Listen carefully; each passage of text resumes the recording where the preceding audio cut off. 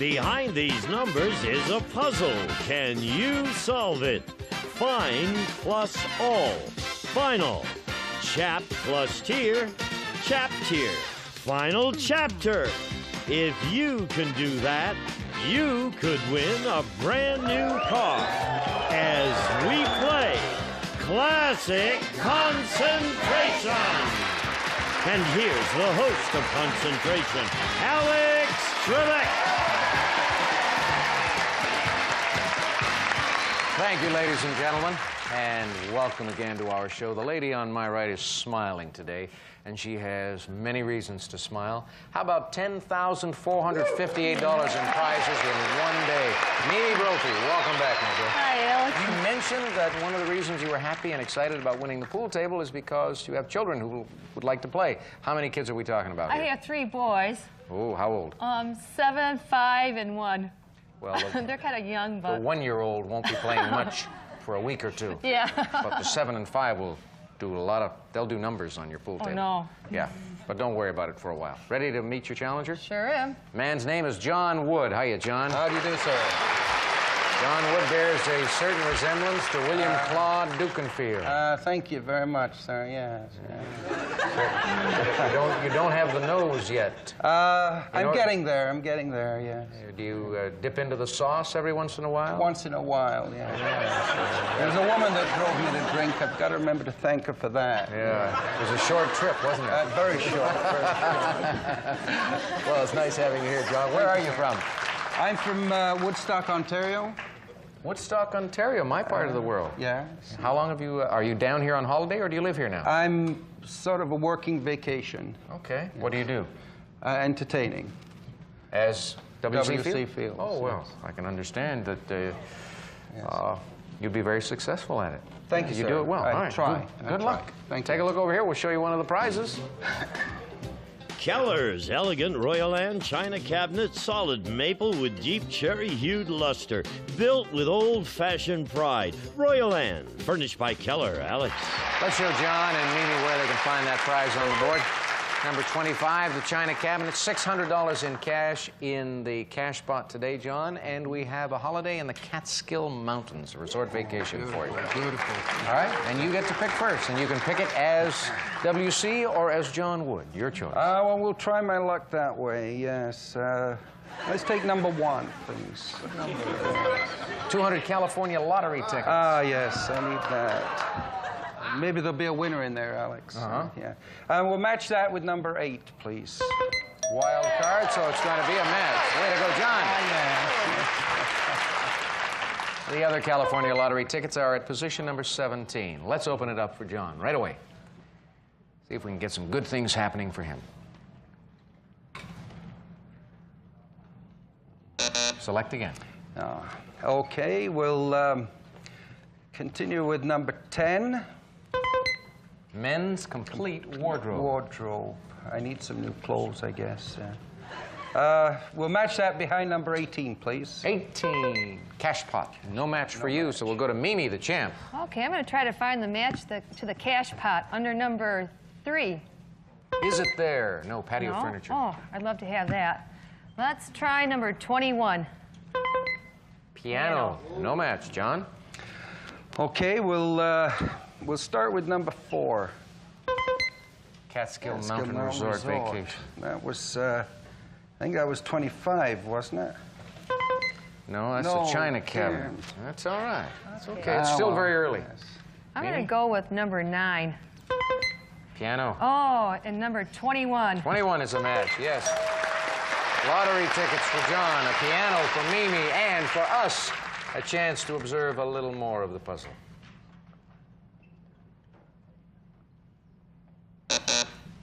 I can see almost see the wheels turning in Mimi's brain. They're just looking at different things. What does this mean? What does that mean? Study it a little longer and we'll take a break. We'll come back in a minute. Well, Mimi, are you having a good time? I sure am. Well, you made a match. You got a piano up on your side of the Yeah, board. you know, I just learned how to play the piano about a year ago, too. Really? Are you good at it? Not really, but I need more practice. Oh, gosh. I have 'Cause potential. I'm glad to hear that because I just started taking piano lessons, and boy, it's tough. My fingers are so stupid. Nah, I know what you're thinking. Never mind. No. Mimi, pick some more numbers. Okay, I'm going to open up the bottom corner at It's not your number fingers, Alex, it's your brain. 19. 19, that's the corner. China cabinet. And number 25. That's the corner. You're sort of in the general area when you said corner. You didn't mean the exact corner. Oh, yeah. China cabinet's up. Down here, we'll open it up.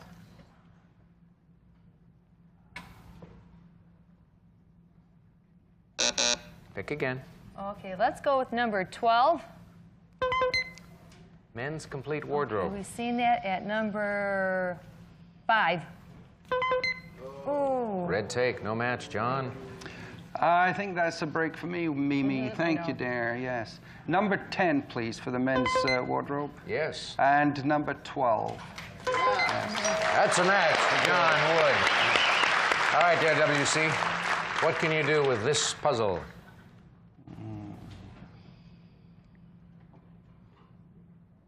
I know what you can do. You'll pick 2 more numbers for us. Okay. Let's go with number 20.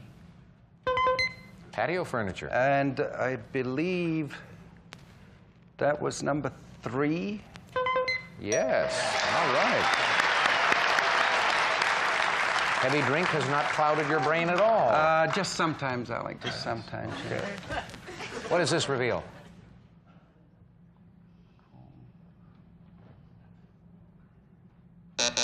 Go again. Let me see what's behind number 11, please. Red take. Now I've seen that. And was that under number 5? Yes. She has a piano up there and a china cabinet. You'll wait, won't you? I think I'll hang on to it for a few minutes. All righty. Thanks, Yeah, John. thank you. Yes. Open it up for him.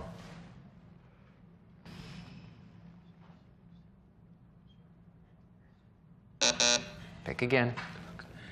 Let me see behind number 23, please. Green take. And 14. Nope, complete flatware service. Mimi. Okay, I'm going to try number 7. Cash pot. Pot. Oh, we've seen that. Let's try number 22. Complete flatware service. No match there, John. I believe I'll try number 23, please. Green take. And, oh, threw me off. Let me see, number 15. Nope. No. Catskill Mountain Resort Vacation. Mimi. Okay, I'm going to go with number 2. Gold and diamond brooch. And I'm going to go with number 4. Nope. Oh, jeez. John said no even as he made the selection. He knew you were wrong. Thanks, Mimi, yes. I'll go number 15, please, and number 4. That's a match. Well, you seem to have a pretty good idea as to where things are on the board. Do you want to use this take right now? Grab something? Okay, I'll take the china cabinet. Oh, I thank don't you. play piano. Oh, good. You don't play pianos? No. Do you play china cabinets? No, but I have a lot of trophies I'd like to display, you see, and I've nothing to display them in. All right. Okay. Sounds good. They're for drinking. Yes. Open the 2 panels for him.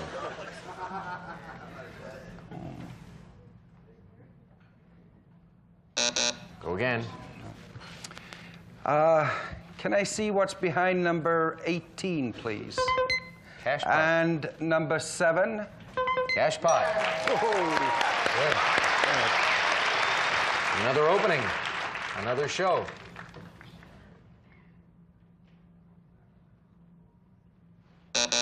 Select. Number 16. Nobody said it would be easy, John. No. Wild card. Look at that. That's nice. That's really nice. And I think I'll take that 23 just to be sure. Green take. Yes.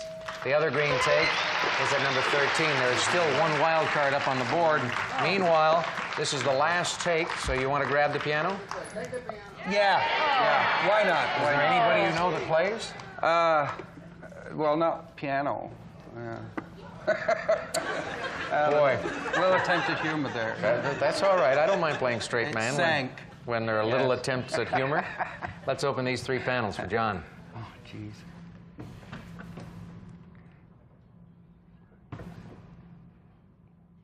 All you have to do is make one more match and you'll clear the know. board, John. And there is a Yes. wild card to assist you. Okay. Have we had number 24? Gold We and have, diamond and that, brooch. I believe, is behind number 2. Yes. Yes. So that prize will go up on your side. And we'll open these two panels immediately. And then we'll show you 6, 14, and 22. We've got the wild card and we have the complete flatware service. So that means, John, if you solve the puzzle, you pick up every Oh, my God. prize in this game, which puts a little added pressure on you. Look at it carefully and come up with a solution, please. Fly. Comb through. Mimi, can you solve it? Come through with flying colors. Is it come through with flying colors? No. Draft. Mimi, don't worry about the prizes. You're halfway to getting to the winner's circle. Come on, Yeah? let's go to the board. And maybe you can explain it in such a way that it'll show where John made his mistake. I think he Okay. got confused with that comb. Producer is the comb, and the THR is through, plus the owl is hooey, through, and then the width, and then the man's hitting the fly with the ink, flying, and the dogs are wearing collars. Come through with flying colors. Colors, yes. See, you just made a mistake towards the end here. You almost said collars. And that happens to a lot of our players. They start getting bogged down on the individual symbols instead of thinking of what we're trying to portray. And that comb, you know, for come through, that might have confused John. But that's okay. You didn't have any prizes up there, but you'll get a chance to win some more in game number 2, and so will John. And so we'll be right back after this important message.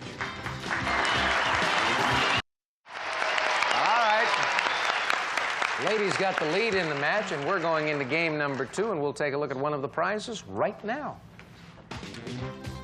Sharp's 27-inch stereo color console with 209-channel cable-compatible tuner and 41-function system remote control furnished by Sharp. Alex. Thank you, Gene. Thank you, Mr. Breslow. We'll show our players, John and Mimi, where they can find that prize on the board. 27-inch color TV is at number 4. We've got a vacation on the Isle of St. Kitts. And to start you off on the right foot in this one, we are going to show you 2 pieces of the puzzle, John, before you get to make your selection. And in this game, we will have the 3 wild cards. So we will reveal number 3 and number 24, and now you get to pick. I'll start again, Alex, with number 1, please. Number 1, yes. Yes. Red tag. And we'll match that behind number 8. 8. Water treatment system. Mimi, I'm gonna look that for conjures up a lot of things, believe me. You select. Okay, I'm going to look for that TV set under number 19. 19 for the big screen TV, but it's a green take instead. And number 7. Nope, 10 shares of Toys R Us stock. Okay, we'll start with number 9. Isle of St. Kitts. Oh. And what's that? Oh, gee, no, don't fail me now. Number 4. No, that's the 27-inch color TV. It did fail you. It did. Mimi, Okay, I'm going to go right in the middle at number 13. his and her tennis rackets. Okay, and let's try the match at number 15. No match, limited edition artwork. John, Try number 14. there's a wild card. Good. Now what? I think I'm going to go for that big screen TV under number 4, please. Alex. Number 4, 27-inch color TV, and the other one is at number 10, so 3 more panels swinging open.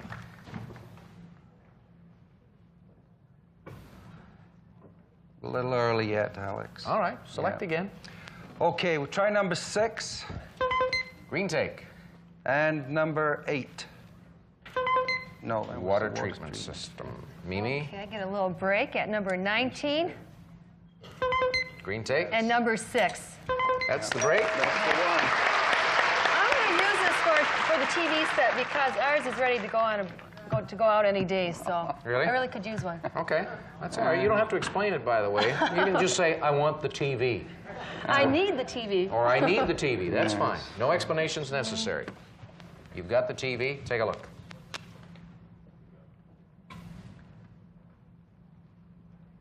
Too early. Let's try number 12. His and her tennis rackets. And next door at number 13. His and her tennis rackets. Well done. Open it up. Let's take a look right now.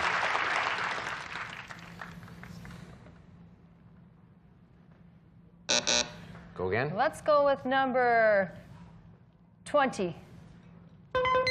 Water treatment system. And the match at number 8. Yeah, let's get rid of that. I don't know what it is. Open it up. Oh, steal the spotlight. She says, steal the spotlight, and John Wood goes, curses, drat, foiled again. Is it steal the spotlight? Yes, it is. You got your TV, you got the racket. And we're going to hear what the water purifier is also. Oh, I could use it. Yeah? I wanted one for a long time, too. Good. Well, let's go to the board together. You can explain the puzzle, then we'll say goodbye to John. All right. Oh. The first word is the ST plus the EL is steal, and the S plus the flower pot is spot, and the light bulb is on. Steal the spotlight. Well done. Well done indeed, because she was working with a faulty monitor over here, and there was nothing for her to refer to, so it was a little tougher. John, we've got to say goodbye, and I'm sad about that, but I hope you're not. We've got some parting gifts for you backstage, and good luck as W.C. Field. Thank you, like sir. A great I had career. a wonderful time. Good luck, Mimi. Thank So you. long, John. All right, Mimi. Now you don't have to do anything but stand here and smile and enjoy the new prizes you've won. His and her tennis rackets and a water treatment system. The RainSoft computerized water treatment system softens your water, filters, and purifies it, providing ideal water for nearly every use in your home, furnished by RainSoft. And, of course, the handsome 27-inch color TV. And these prizes total $4,314. That's a pretty big win. Yeah. Just 3 prizes. Yeah. I'm glad we found out what the water purifier system is, because that sounds like a good deal. Where do you live? I live in Murrieta, California. It's here in Southern California, right by the hot springs. Ah, now, is the water really good to drink there, or do you guys have to use a lot of bottled water? I use bottled water just because everybody else does it. Sometimes I'll drink it out of my faucet, and it still tastes good. Yeah, well, if you connect this water purifier system, that would solve all of your that'd be problems. great, And you yeah. wouldn't have to go out and buy all the bottled water stuff. Oh, that's for sure. Oh, All right, are you ready? Have you been thinking about the brand new car? oh, I sure am. Mm-hmm. Yeah? Have you picked out a favorite? I don't care, just as long as it has 4 wheels and runs. Lady is not too demanding. Just 4 wheels and rugs. Runs. Oh, and runs. Runs, yeah. We'll be back after this. All right, Mimi, I've got some heather here for good luck. Here are the 15 numbered squares for you, and you've got a full 50 seconds on the clock. Make it pay off. Win a car. Okay. Off you go. 1, 13, Nope. 3, 15, No. 4, 6, No. 7, 13, No. 1, 9, No. 2, 9, Right. 10, 3, Yes. 12, 7, Nope. 6, 11, Yep. 15, 8, Nope. 1, 5, Nope. 4, 12, Yep. 14, 7, No. 13, 8, No. 5, 8. No. 513. 513 is the match. That's all right. It's tough. It's a lot tougher up here than it is at home. We know that. Sure is. But that's okay. You've won a bundle to this point, $14,772. And you're going to come back on our next show as the returning champion. That sounds pretty good, doesn't it? The heather didn't work, though. Oh. We'll take a break. We'll hear from Gene first. Some of today's participants may receive Schlage Keep Safer home security system, state-of-the-art electronics you can install yourself with only a screwdriver. Peace of mind at home or away, furnished by Schlage. We'll be back to Classic Concentration in just a moment.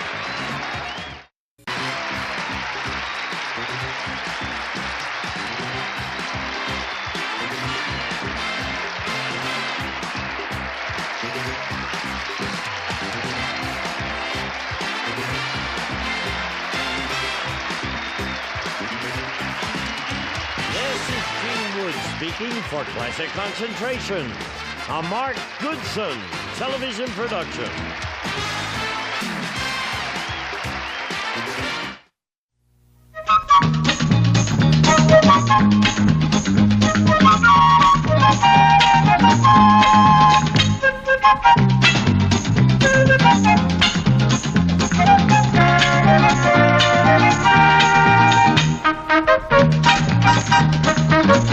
Let's all play What's My Line?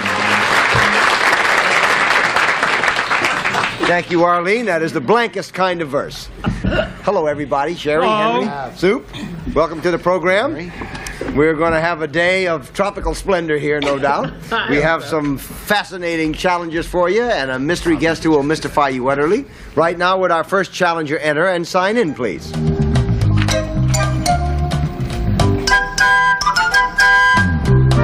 Mark Sloman.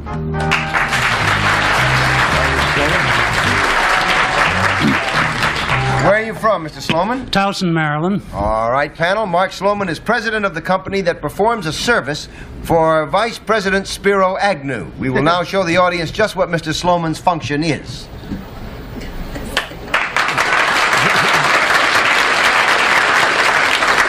And we'll start the questioning with Sherry Henry. Mr. Sloman, may I assume that you perform this service for people other than the Vice President also? Yes. Would it have to do with a service for men in particular? Yes. Would you have something to do with touching some part of his body? You want a little comment? Surely you must know the answer to that. I tell you, we'll give you a qualified yes, Sherry, in that he is probably touched, but not by Mr. Sloman. Mr. Sloman, would the Vice President and other people come to you for this service to be performed? Not usually. 1 down and 9 to go, Henry. You said a funny thing here. You said the Vice President is touched, but not by Mr. Sloman. Right. And you said that was a qualified yes. Yes. That in the completion of Mr. Sloman's function, there was a certain amount of touching going on, but he doesn't do it. Oh, it sounds just like such fun. Mr. Sloman, when you do what you do, is someone else involved with you? Yes. Is there more than one person involved? Yes. Har. Would I be well on the road if I tried to find out how many people? Not necessarily. Really. Not really. Not really. 2 down and 8 to go. I don't know. Why do I get a no on that? Because it can be answered, yes or no. Well, Arlene? Do you have anything to do with the way Vice President Agnew looks? Yes. Do you have anything to do with the way he is either groomed or tailored? Yes. If it's several people, I would think it would be best to go for tailoring. Do you have something to do with the suits that he wears or the neckties and shirts? Yes, he does. He is Spiro Agnew's tailor.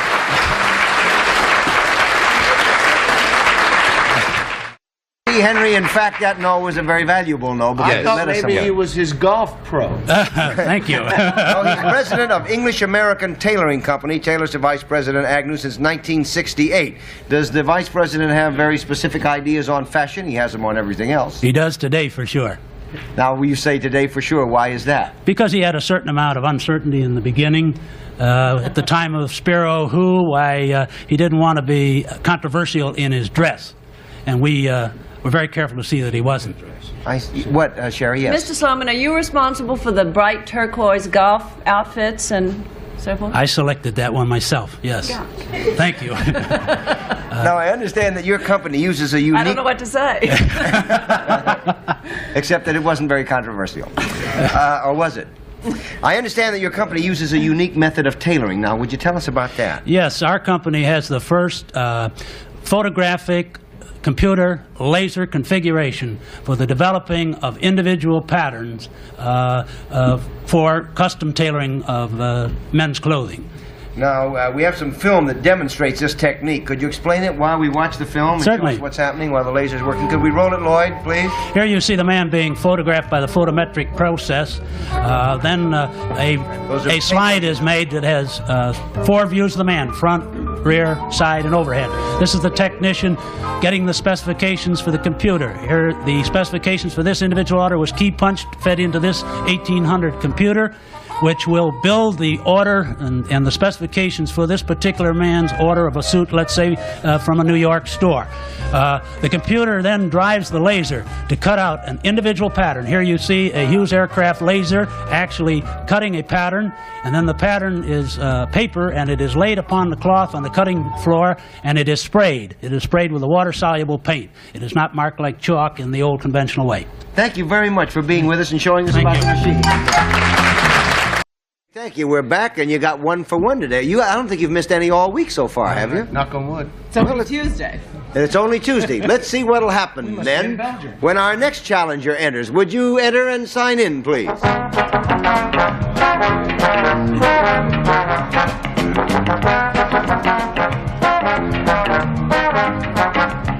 Petra Seidel.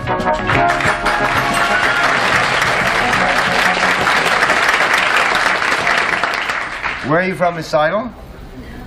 Currently, I am living in Hialeah, Florida. Hialeah, Florida. Panel, Petra Seidel is the only woman in the world to hold a job like hers. She is involved with a product. We will now show the audience what her line is.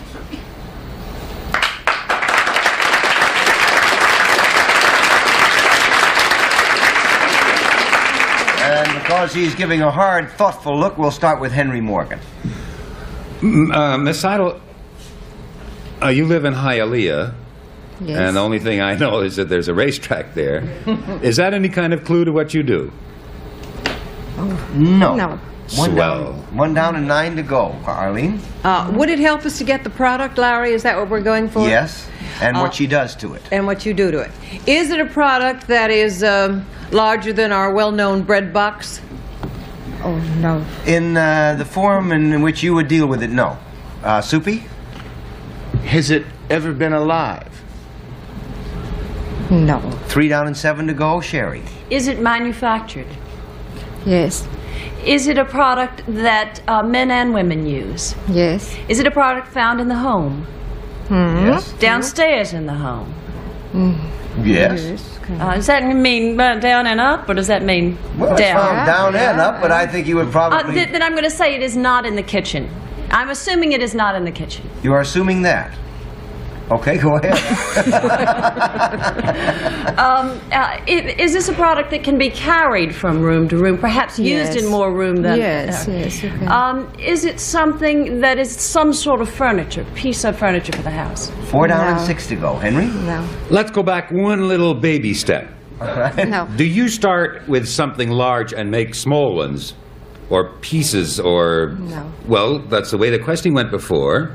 You said, Larry, that not in the form that we're talking about is it larger than a bread box. It isn't that she makes something that's larger smaller. Smaller, It's yes. just that when it gets to you, it is. Mm-hmm. I tell you, let's make that a qualified smaller Okay. than the volume in which she works with it. Well, do you no. You reduce something to a usable form? No, not really. It's usable then. 5 down and 5 to go, Arlene. About half a minute. Is it valuable, this product that you work with? You mean worth more money than Worth less? more than $5? No, say 6 down and 4 to go, Soupy. It isn't worth more than $5? How can you make a living? Got to sell a lot of it. Oh, a whole lot of it. Okay, but you say it is found in one room of the house more than another. Is More or it less. indeed Yes. found in the kitchen? Yes? Yes. Is it something to eat? No. No, it's not anything to eat. You want to take one quick guess, Sherry? Some sort of utensil to cook with. No, it's not a utensil to cook with. She is a brewmaster in charge of making beer.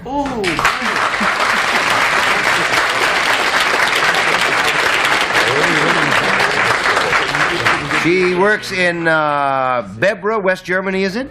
Yes. But for the last 4 months, she's been in Miami setting up operations at the Old Munich Brewery. Now, I believe the production in Miami is going to be a new concept in brewing. Is that correct? Yes, it's right. Now, what is it that's new about it? As new is that we make from the liquid of malt and cooked with hop. Hop we make a solution and then concentrate it. And we shipped it, this concentrate, from Germany to Hialeah. And then we make a solution again with a special water and fermenting, aged and bottled in Hialeah. Therefore, it is a real German beer. Now, what kind of training did you need to become a brewmaster? Yes, I make the German is Abitur. I think so. It's the high school in the United States, and then you must work for 1 year practical in a brewery, and then you studied at the university for 8 semesters, and you get the title of graduated Diplom-Brauerei-Ingenieur. Now, when you were selected to be the brewmaster, were there a number of candidates to be brewmaster, and you were selected? How did that happen? Oh, I don't understand you exactly. What All right, you let me mean. speak. I had an uncle once that was a brewmaster. He crossed a Budweiser with an ostrich, and he got a beer with his head in the ground. Thank you very much for being with us, and I'll ask you again later because we're out of time. But thank you for being with us. Okay, we're back, and it's time for the special feature of What's My Line, the appearance of our mystery guest. Are your blindfolds in place, panel? They certainly are. Would our mystery guest enter and sign in, please?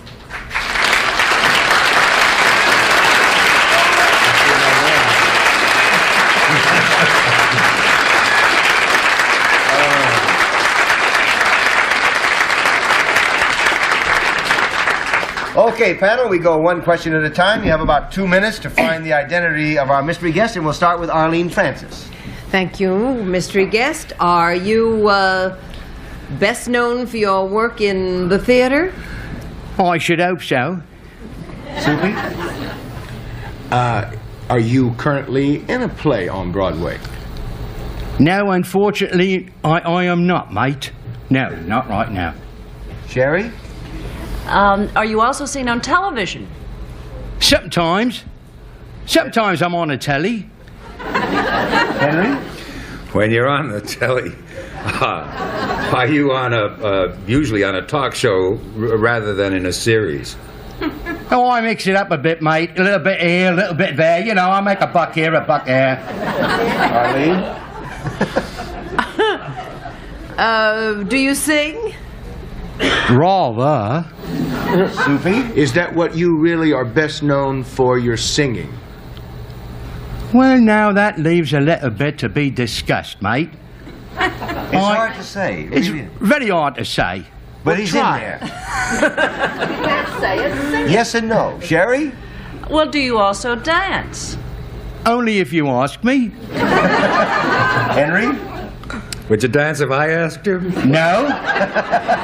Arlene? Have about 20 seconds. Are you, do you appear primarily in musical comedies? I have.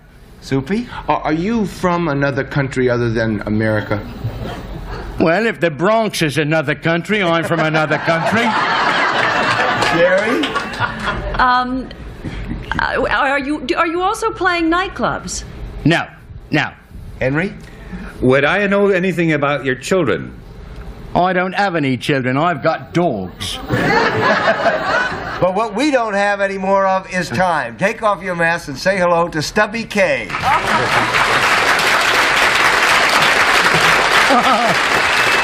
Hello.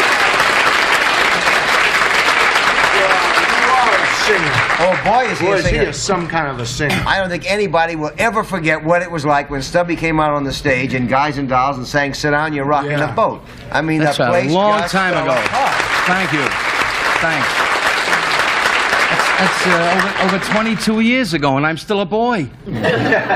Fugue for Tin Horn, that's another one that you did. It was groovy, great. lovely. What are you doing now, Snub? I'm glad you asked because I'm doing the Zero Mostel role in Funny Thing Happened on the Way to the Forum up in Connecticut at the Coachlight Dinner Theater. Yeah, what and a it's good show. wonderful. Oh, it's a great show. It's a great show. It's crazy. It's so full of action. I love it. Yeah. And the songs and all, you know. Everybody ought to have a mate, you know. Yeah, that's one of the great scores ever that I got. It's marvelous, just marvelous. Who's in it with you? Oh, a lot of wonderful people. There's a guy named Keith Mackey. Do you know Keith? And Charlie Henderson is playing Lycus. You know Charlie? He's crazy. And some very interesting girls. And there's a girl that keeps plugging kielbasa. What's that? Polish sausage. She's plugging it? She's plugging it all, all through the rehearsals. That's all she kept saying was kielbasa. I go for lunch now, kielbasa. Sounds like a wonderful girl. She's a big, tall girl, gymnasia. Oh, yeah. Yeah, the one with the whip. With the whip. Listen, we're out of time, Stubby. Thank you for being with us. Pleasure. Good luck with the show. Thank you so much. Bye-bye. I tell you that Stubby K is some kind of entertainer. Okay, we have another challenger now. Would you enter and sign in, please?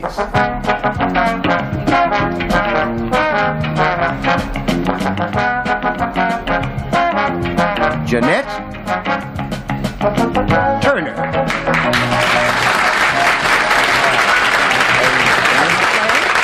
Where are you from, Miss Turner? Bronx, New York. Bronx, New York. Panel, Jeanette Turner performs a service, and we will now show our audience just what her line is.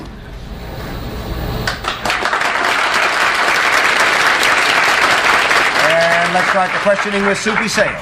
Thank you, Larry. Miss Turner, this service that you perform, do you work for a profit-making organization? No. No? It isn't? No, How about really? that? Okay, 1 down and 9 to go. Sherry? Service. Do people need an appointment for this service? No. 2 down and 8 to go. Henry? Do you, Ms. Turner, perform this service at any specialized kind of place? Yes. Is it something that I could see if I were walking by on the street? Possibly. You could see it if you were walking by in the street. The likelihood of your walking by there and seeing that in the street is fairly remote. All righty. Then am I to understand that this is not in town? Is that a question? No, wait. How would you like to ask that question? The likelihood is I wouldn't be walking by there. Is the place that this happens apart from it? The metropolitan area, the downtown area of the city?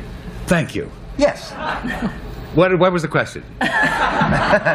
I don't know, but I figured the simplest thing to say was yes and go on. Okay. Is it in the? Are you correct in assuming it's not downtown? It is not. Right. All right. It's in the city, in the metropolitan area. It is not in the city. It's out of town. No, it's not out of town. That's 3 down and 7 to go, Arlene. But it's not in the center of the city. It's That's on right. the outskirts. Okay. All right. Now, Miss Turner, did Soupy decide it was a non-profit or profit? I really couldn't hear that. If you'd listen, Arlene, you'd know. You're right, Soupy. It's a non-profit organization. Right. Is it for some branch of the government? No. 4 down and 6 to go, Soupy. Is it belong in one way or the other with some kind of religious organization? No. 5 down and 5 to go, Sherry. Well, are you privately funded by either donations or some foundation? Not by foundation, no. 6 down and 4 to go, Henry. Well, Miss Turner, are you paid? Yes. The individuals who come to you pay you? Yes.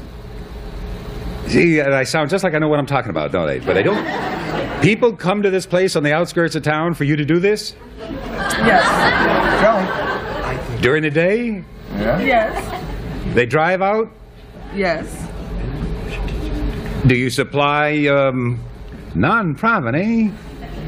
Do you teach them anything? No. No, that's a no, Arlene. Do they take some kind of a test under your tutelage, like a driving test? 8 down and 2 to go, Soupy. Would you be a notary public? No. No, I'll throw them all over. She is the toll collector at the George Washington.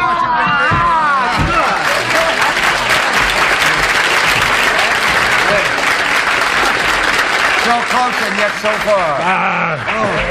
Do the motorists ever do unusual things when you're out there?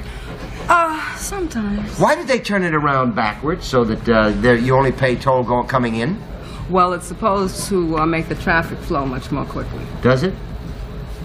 Not on You said it, Miss Turner. Thank you very much for being with us on Watch My Line. We'll see you tomorrow. Goodbye, everybody.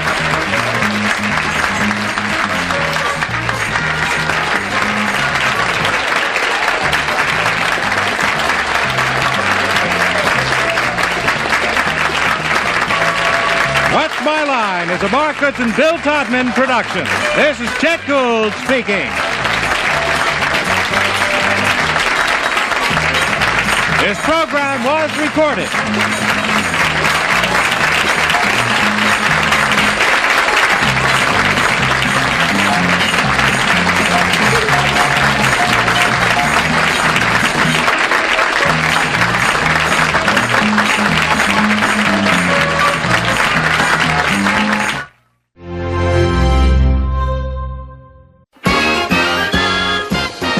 It's more than password, it's Password Plus. Our guest stars from Happy Days, Marion Ross and David Letterman.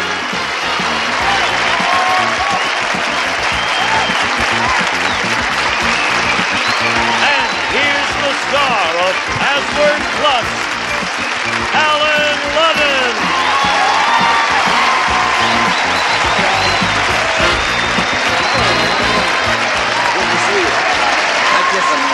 When the first time you're on, I always... Not every day. Oh, every day if you like it. Yes. Hello. Hello. What's your name? I'm Dave. You're Dave? Yeah. Dave Letterman? I got to tell you, Freds, this is a very exciting week for me because this fella here happens to be one of my favorite people in this whole business, you see, and I really feel a little not responsible for his success, but I saw him before a lot of people saw him, didn't I, David? I've never seen this man before in my life. I saw this guy as a radio MC, as a disc jockey or a talk show guy in Indianapolis, Indiana. That's right, years ago. You had a beard? I did have a beard. I still have the beard. It's out in the car. I'll get it a little later. You were fat. No, what do you mean I was fat? You were bigger. Yeah, I was bigger. Yeah, yes. Fat. Anyway, he was in Indianapolis, and he was good then, and he just gets better as years goes on. Pretty soon, he's going to be really good. Oh, I'm delighted you're going to play. Thank you. And I'm delighted you're here. Thank you. Because you're a real good game player, I understand. I love words. I love crossword puzzles and words. Yeah. Well, you're working on the #1 show, so that should be very exciting to just to come over here and play games with us and then go back to Happy Days. And you're wonderful in Happy Days. Thank you. Now, you're in the middle of a very interesting situation here, so let's meet our players and I'll tell you about it. Sally and Ann, come on in.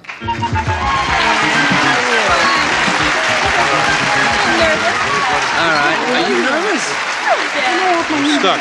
Ann McCoy over here is our current champion. Ann has $1,100 in her first game, $100 in the current game. Now, remind us again. First of all, I'll tell you, David, she's 23 years old, and she's not married, right? Right. I'll be darned. Now, I answered your... I just thought I'd answer your questions right off. Now, and she wrote to us when you were how old? About 13. Asked to be on Password. Right. So finally she made it at 23. Yeah. Isn't that something? 10 years? Really? Yeah. 10 Is years. it always, did it take that long? Not always, but she did. It was worth the wait. Yeah, I'm glad you're here. Right. Now, Thank you're you. playing with a gal over here by the name of Sally Bental. Mm-hmm. Is it Ben? Bental. Bental is right. Now, tell us about yourself. Oh, I'm married. I have 3 children. I also like to work crossword puzzles, and I love to read mystery stories. Good. Well, here's a mystery I bet you can't figure out. All right, there's 100 over here and 100 over here. Now, this puzzle is for the game. For the game. So whoever wins this puzzle goes on to alphabetic. You've got the option, David. There it is. Gonna pass or play, David? I'll play. I'm going to play. Well, congratulations. I'll be playing here moments from now. All right, go. Spheres. Circles? Second clue. Tennis. Net. Third clue. Round. Balls? That's it. What do we just put it right in there? All right.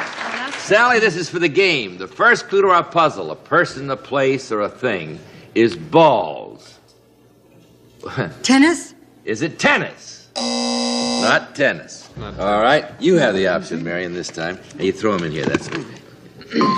Pass or play, Marion? Pass. Okay, David. First clue. Punctures. Pierces?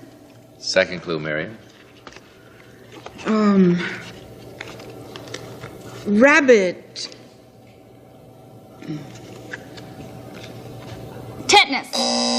No, she said What? rabbit. Yes, Did you say rabbit? Yeah, no, rabbit. But She said it, rabbit. It goes back. Bit, rabbit. It goes back Rabbit. to that. Now it goes over here. All right. It's your turn. Third clue. Openings. Holes? Yes. Yes. I'm sorry. Mine was terrible. No, you just throw it away. Wait a minute. We're going to get This is for the game. Sally? Is it golf? What? Is it golf? Is it golf? No. Balls and holes. All right, here we go. Marion has the option. Pass or play, Marion? Pass. David? Angora. Wool? Cardigan. Sweater. All right. Now, okay. This is for the game, man. For the game. 3 clues up there. Balls, holes, and sweater. Billiards. Is it billiard? All right, time to ask. You got it in the audience? No, you got it at home? You got it? I got it, I think. I figured it out. All right, David has it. Of course, I'm rarely right. Okay. Pass or play, David? I'll pass. Okay, Marion. Dining. Room. Second clue. Food. Eating? Yes, Sally. It's the game. For the game, you got 4 clues: balls, holes, sweater, and eating. I believe that moths eat sweaters, and there's mothballs, and they make holes in sweaters. Moths. Is it moths? It is.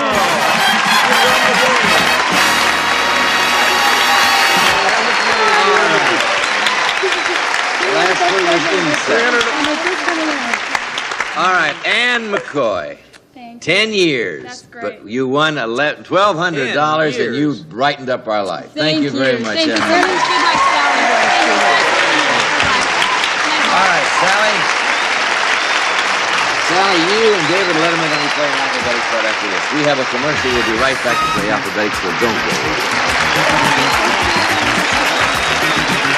Yeah, I'll give you the letter. Yeah. Okay, we're back. All right. Yeah. All right, now you all set? Okay, you ready to go? You got 10 passwords up here. This time they begin with the letter M and go alphabetically all the way through the letter V. You get 10 of them in 60 seconds, you got $5,000. You know how to play now, you remember? Okay, the first word starts with M. There, David, is the first word. You got it? Okay, you're going to have 60 seconds. You ready? Go. Spread. Mattress. Sandwich. Mustard. Mayonnaise. N. Steel. Building. Clue. Device. Rod. Pass. Okay. O. Cry. Onions. P. City. Pittsburgh. France. Paris. Q. Inquiry. Question. R. Noise. Roar. S. Nap. Sleep. T. Foot. Toe. U. Rain. Umbrella. B. Instrument. Violin. N. Screw. Nail. Right.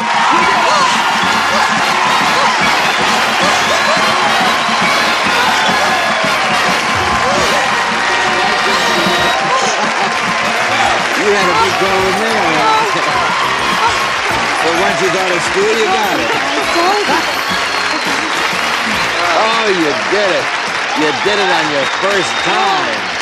Oh, you did very well, David. Terrific. All the carpeting here, I guess. No. She won $5,000. 5,000 plus 3 gives you $5,300, and you're going to play again. Oh, yeah. So let's go back and play. This time you're going to be with Mary. We got a new partner.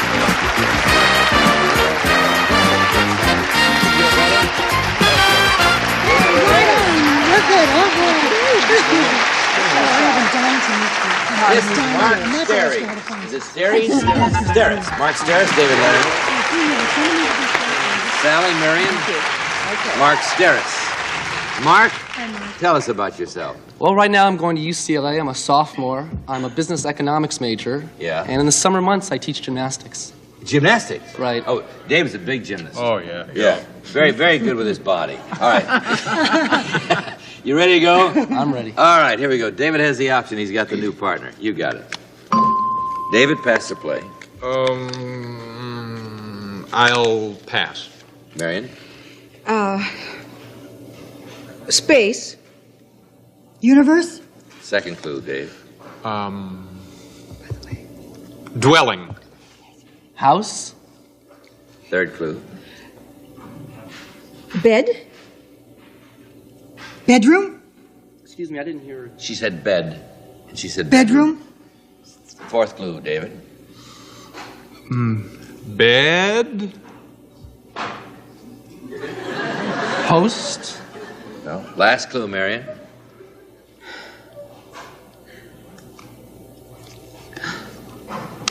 Too long. Last clue, David. Closet. Dresser. No, I must tell you the word. The word is room. Just room. You said bedroom. We have to have room. Room is the precise word. So it goes up there on the puzzle. It's the first clue of the puzzle. We got room up there, and nobody gets to guess it. So David has a new one right here. You've got it at home. David has the option. Marion has it. Pass or play, David. I'll play. Go. Military.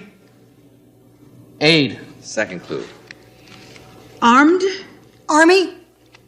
Third clue. Room. Forces. Fourth clue. Tennis. Racket? I can see why you're mixed up. Yes, I can. Fifth and last clue for you, David. Can I try one in Portuguese? With goods.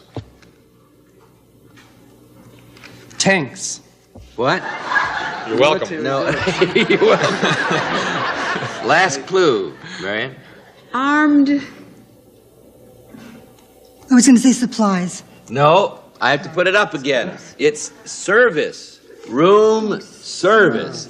Now look, before you criticize, try playing that one at home. Service is a hard word. Let him Room's not criticize. too hard, but service So far, is hard. Okay, so far we're just doing terrible. All right, here we go. Terrible. Do we get to finish the week? Yes, yeah. No matter how you play on Monday, you're here till Friday. That's one of the problems with this show. Okay, here we go, David. You have the option. Okay, I'm going to play. Go. Mallard.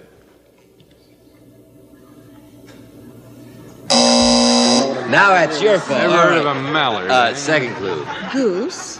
Duck? Duck. All right. Give this woman half a chance here. All right, Sally.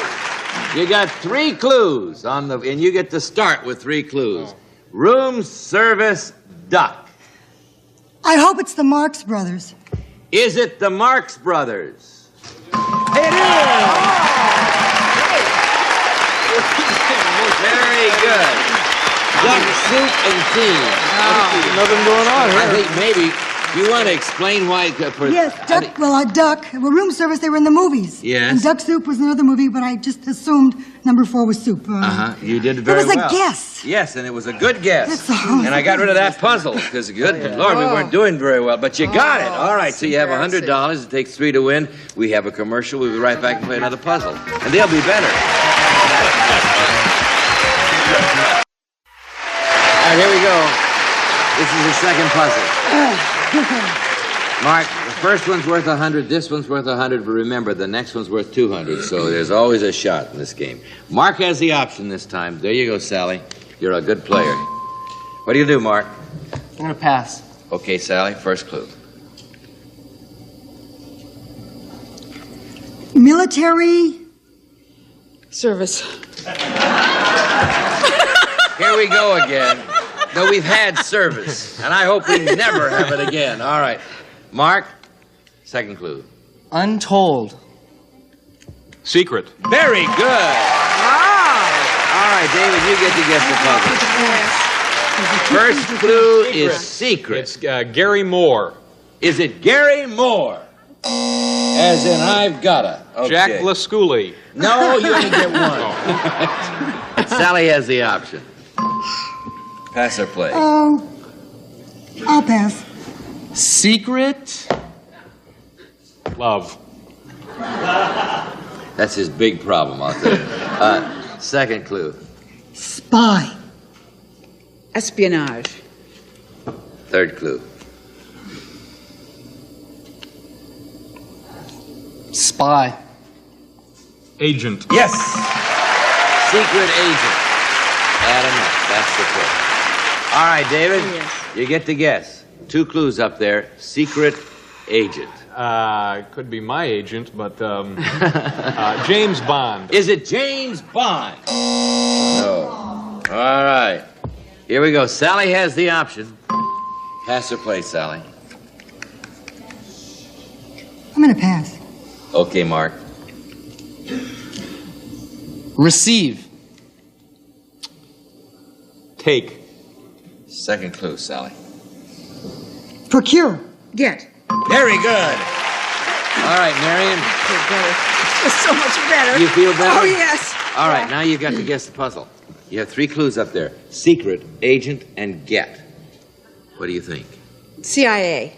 Is it the CIA? All right, time to ask. Audience got it? Yeah! You got it at home? You got it? I think I have it this time. Mark has the option. Pass or play? I'll play. Okay. Brilliant. Smart. Yes. All right. David, 4 clues. Secret agent, get smart. I'm hoping that it's the name of the gentleman who played in the start in this series. I'm hoping that it's Don Adams. Is it Don Adams? It is! Thank you. You see how it works? Yes. He got smart because he knew what he played the puzzle. He put it on. All right. Get. Okay, the next puzzle is going to be worth $200, so we go for the game the next time. We have a commercial, so you'll want to be sure to be in for the game. So come back.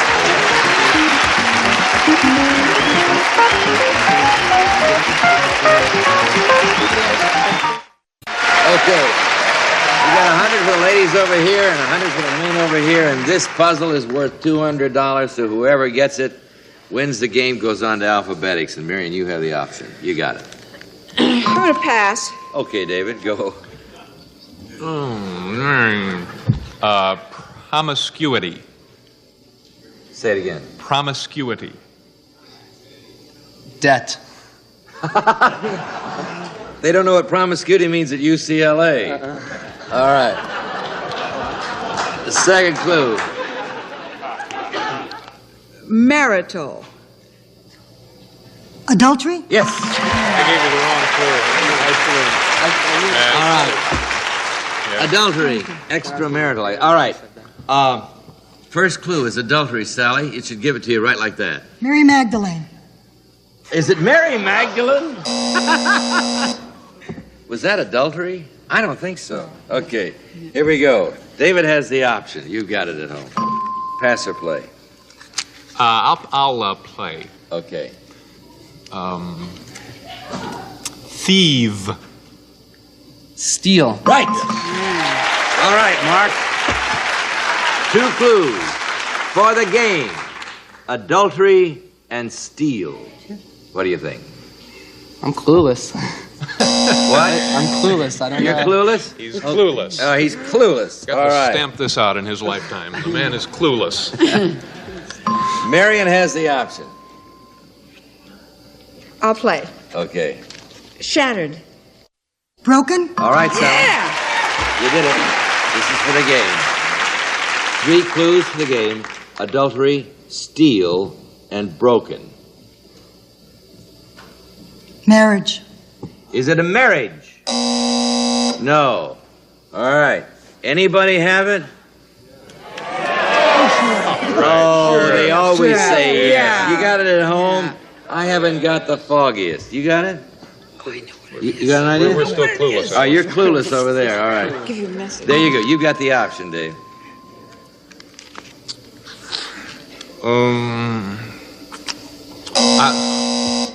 Took too long, gives her 2 clues. Pills. Awful rule. First clue. Medicine. Second clue. Aspirin. Aspirin. Free? Aspirin what? Free. Aspirin. Aspirin free? Okay. Third clue, David. Medicine. Capsule? Fourth clue. Moses. Tablet. Tablet. All right. Sally, this is for the game. I think you've got an idea. Adultery, steal, broken, tablets. What is it? Is it the 10 Commandments? Is it the 10 Commandments? It is. You won the game.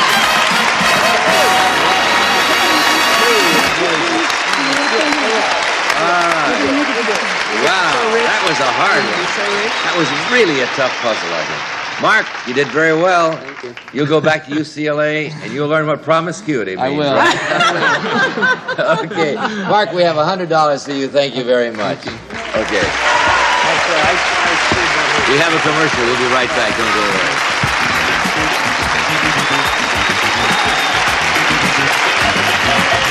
UCLA, you know what promiscuity? Okay, Sally, Mary, we'll start with your alphabetics tomorrow. Say tonight, whatever you're doing, be sure to see the last episode of This Is the Best Place to Be with Donna Reed and Betty White and you know who. We'll hope you'll enjoy it because it's on 9 o'clock tonight. See you tomorrow. Bye-bye. Some of our contestants will receive a year's supply of Yardley soap to smooth, soften, and scrub your skin to its natural best. Yardley soaps just don't clean, they perform. And Black & Decker's new cordless dustbuster. It's light, powerful, and designed for small, fast cleanups. When America has a job to do, it reaches for Black & Decker. And Lender's frozen bagels, a hearty any time of day taste treat. All natural, no preservatives, pre-sliced. Delicious, warmed or toasted. That's Bagel Magic by Lender's Bagels. And Campfire Marshmallows, the original marshmallow. So fresh, so fluffy, so downright delicious Campfire Marshmallows.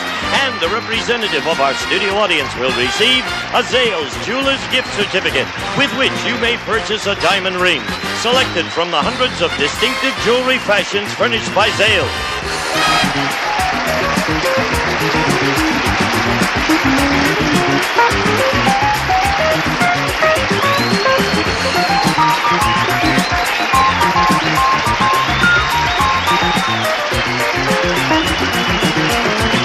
This is Gene Wood speaking for Password Plus, a Mark Goodson, Bill Todman production.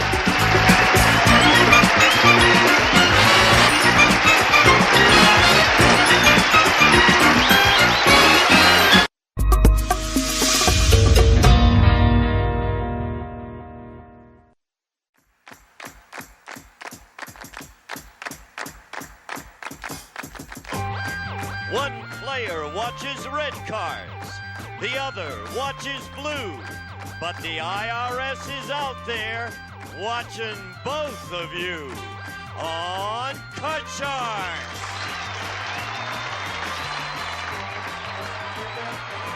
And here's the host of Card Sharks, Jim Perry. Hello there. Thank you. Welcome to Card Shark. I love that opening poem. Thank you so much. You have a terrific... I love that. One player watches red, the other watches blue, but the IRS is out there watching both of you. Well, I hope you can win the money so you can give it away, but we thank Mr. R. Clark of Sella, Michigan for that opening poem. Thank you very much, Mr. Clark. We've got a champion who's going to go for the big money right now. Let's bring her out. Joy Lottie. Hello, Joy. Good to see you again. Now, as I remember, we were talking on the last show. Now, we always, the players cut the cards and they're shuffled and everything. Right. But you didn't want to cut the cards. Not this time. Why? I don't want to touch them. Just, you feel... I trust everybody here. It's and cooler. So, We just rip open the seal. Right. They're all shuffled, and you figure if you touch them, no good, huh? No good. Let's see how your strategy goes. You're over $4,000 now, Joy, but let's go for the big money right now. Let's get to the money card. Come on, Joy. Well, maybe we got the streak broken.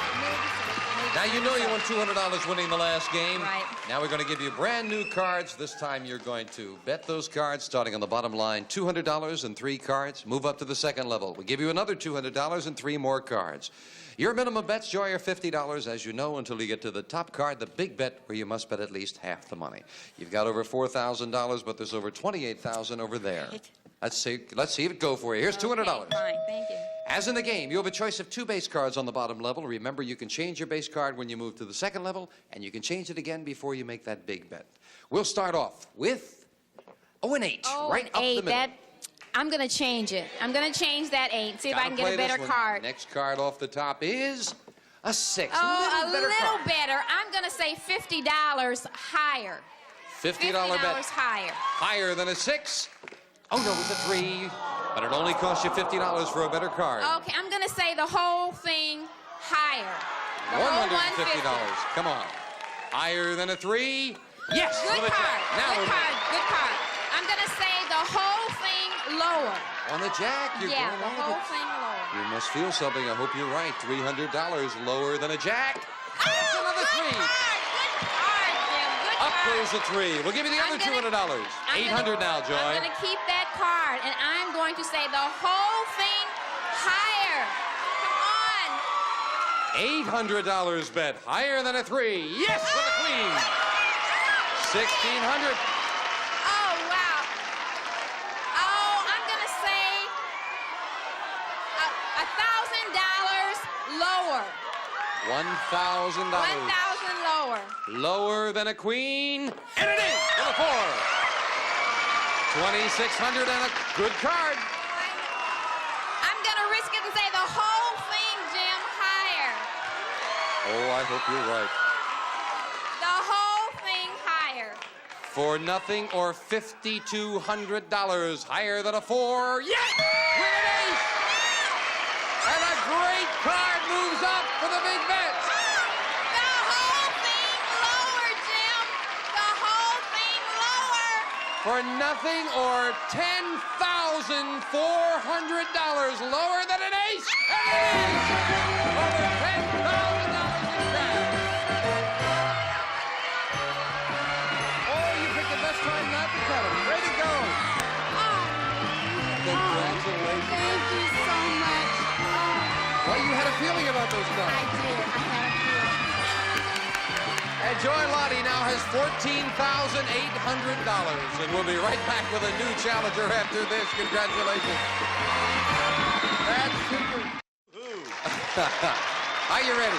I'm ready, Jim. Then let's open the board. Get to the cards. And our ladies will deal into brand new decks of cards. And while they're doing that, we'll meet our next challenger on Card Charge. B. Searles. Hello, B. Welcome. Nice to have you here. It's nice to be here. My name. Wasn't that exciting to watch Joy win all that money? Oh, I couldn't believe it. I was That's out there rooting for her just as much as everyone else was. Now you're not rooting for her. Well, I have to admit I'm not. Nah, yes. Tell us about yourself, babe. My name is Bree Searles, and I'm from Riverside, California. And I have a beautiful, beautiful 4-month-old daughter whom I should be attending right now, but I made the big sacrifice to come on the show. Don't you mean maybe Daddy made the big sacrifice and he's babysitting? Well, he is babysitting now, but he wasn't earlier in the day. He has to, go to so work, he too. he's watching it. Okay, good. Nice to have you here with us, B. Good luck in the match. Good luck to both of you.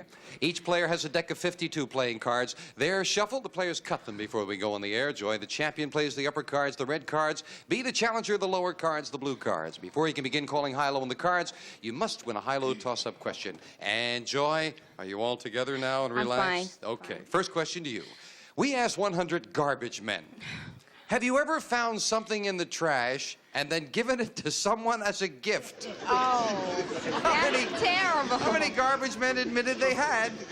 Oh, and so I don't think they rummage through the garbage. I'm going to say it's low. I'm going to say about 15. 15. Right. Higher or lower, B? It's got to be higher. It's got to be higher than that because just the other day, I threw some books away. The guy wanted it, and I'm sure he gave them to his wife. So I say higher. If they find something good, they might give it away. I remember, boy, we used to have those big garbage things back in Ridgewood, New Jersey, and my wife would drive around, pick things up. Everybody did. B, if it's higher, you'll go to the board first. If not, it'll be Joy. The actual number of garbage men who have found something in the garbage and then given it to someone as a gift is 32. It's higher, B. B, you're starting off with a 3. Oh, beautiful card. I want to keep that, and I want to go higher. Higher than a 3?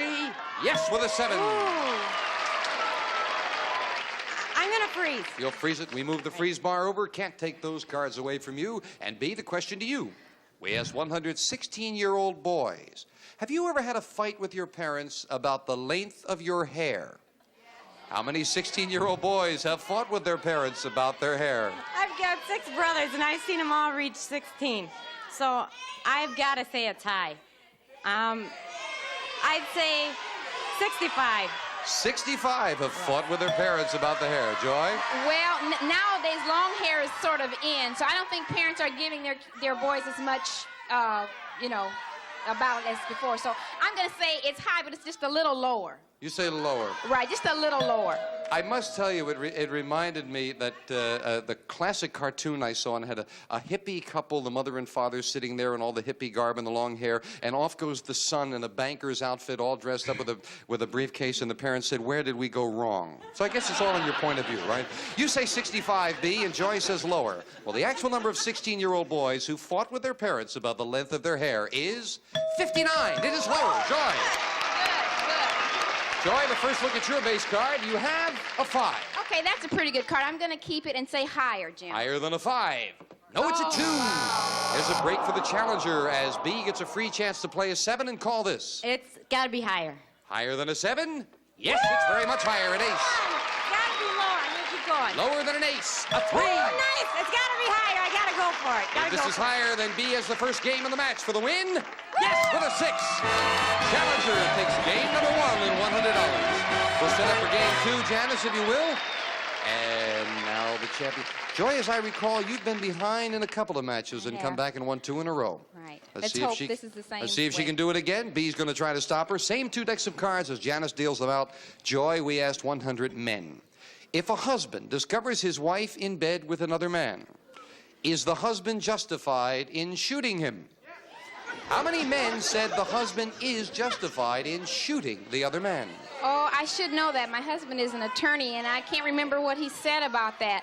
No, I don't think they're justified. I don't think so. That's murder or shooting is shooting. I'm going to say... But how many men thought they would be?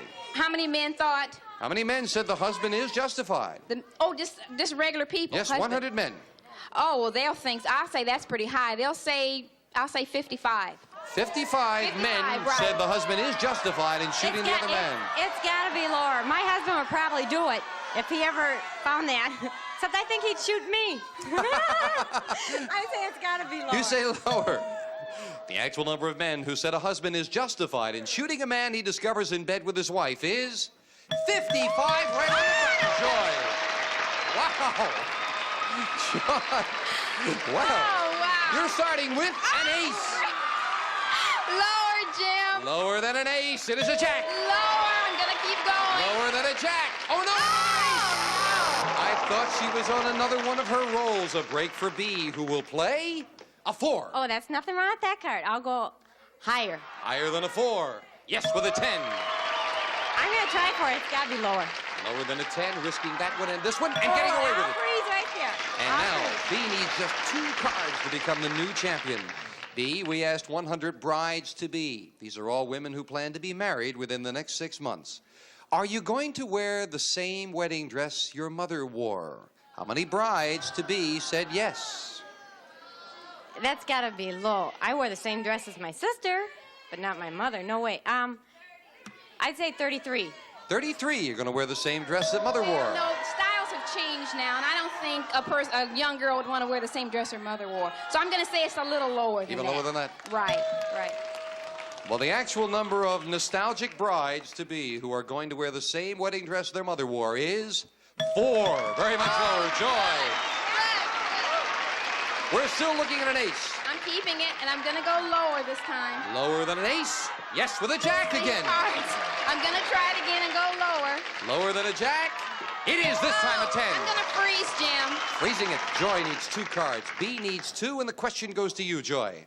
We asked 100 married women, if you could be invisible for a day, would you rather spy on your neighbors or spy on your husband? How many married women said they would rather spy on their husband? I think most women are pretty confident. I don't think they'd want to, you know, they know what their husbands are doing. I think they'd rather spy on their neighbors. So I'm going to say... how many would spy on the husbands? How many would spy on their husbands? I think it'd be kind of low. I'd say 20. 20 would spy on their husbands rather than the neighbors. There's a lot of people that don't trust their husbands. I trust mine, but they don't trust theirs. I say it's higher. Higher? Oh, yes. Well, the actual number of women who, if they could be invisible for a day, would rather spy on their husband than their neighbors is 57. It is higher, B. You've got an 8. I'd like to change that card, Jim. You can. Anytime you win the question, you can change it to a 9. Little better. I'm going to go with it's going to be lower. Lower than a 9. No, it's a jack. A break for the champion. Joy, play off the 10 and call this one. Oh, dear. I'm going to say lower. Lower than a 10. It is a 7. Good. I'm going to freeze, Jim. Freezing it. Joy needs 1 card. B needs 2. And again, we are at sudden death. Someone has to win on this play of the cards. Control is very important. This question decides it. B, we asked 100 men who are bodybuilders. Have you taken more than a dozen vitamin pills today? How many bodybuilding men said yes? Bodybuilding, they've got to take a lot of vitamins. I'd say it's high. I'd say 65.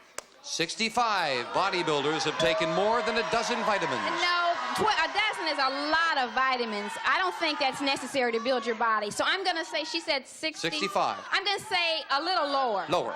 Right, a little lower. The actual number of bodybuilders who have taken more than a dozen vitamin pills that day is 49. Lower, Joy. Joy, you need 1 card. B needs 2. You've got the decision. Do you want to play it or pass it? I'm going to stick and play it. I've been playing it, so I'm not going to change it. But I'm going to change the card. You I'm can going to change play it. it and change the Big change for Joy, who needs this game to tie. Changing it to an 8. You are right up the middle, Joy. I'm going to say higher. If this is higher, we've got a tie match. If it is not, we have a new champion for the win. No, it is lower, and B wins it in sudden death. And Joy, I think it's the first time your strategy has backfired. It has. But boy, you've done well, Joy. You're leaving us with $14,800. I had a good time. Thanks a lot, Jim. Thank you for joining us. Fine. Bye-bye. Joy, Lottie, good luck with the baby. Thank you very much. Thank you, Joy. B, come on down here. You defeated a great champion. Oh, she was really good. I almost felt guilty. Don't feel guilty. I hope you're going to win a lot of money yourself. Oh, I sure hope so. And we'll be right back with that right after this commercial break.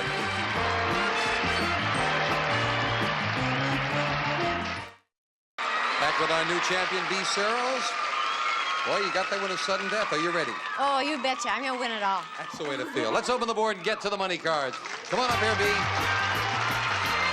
Well, Joy just did well today, so let's see if you can do just as well or better.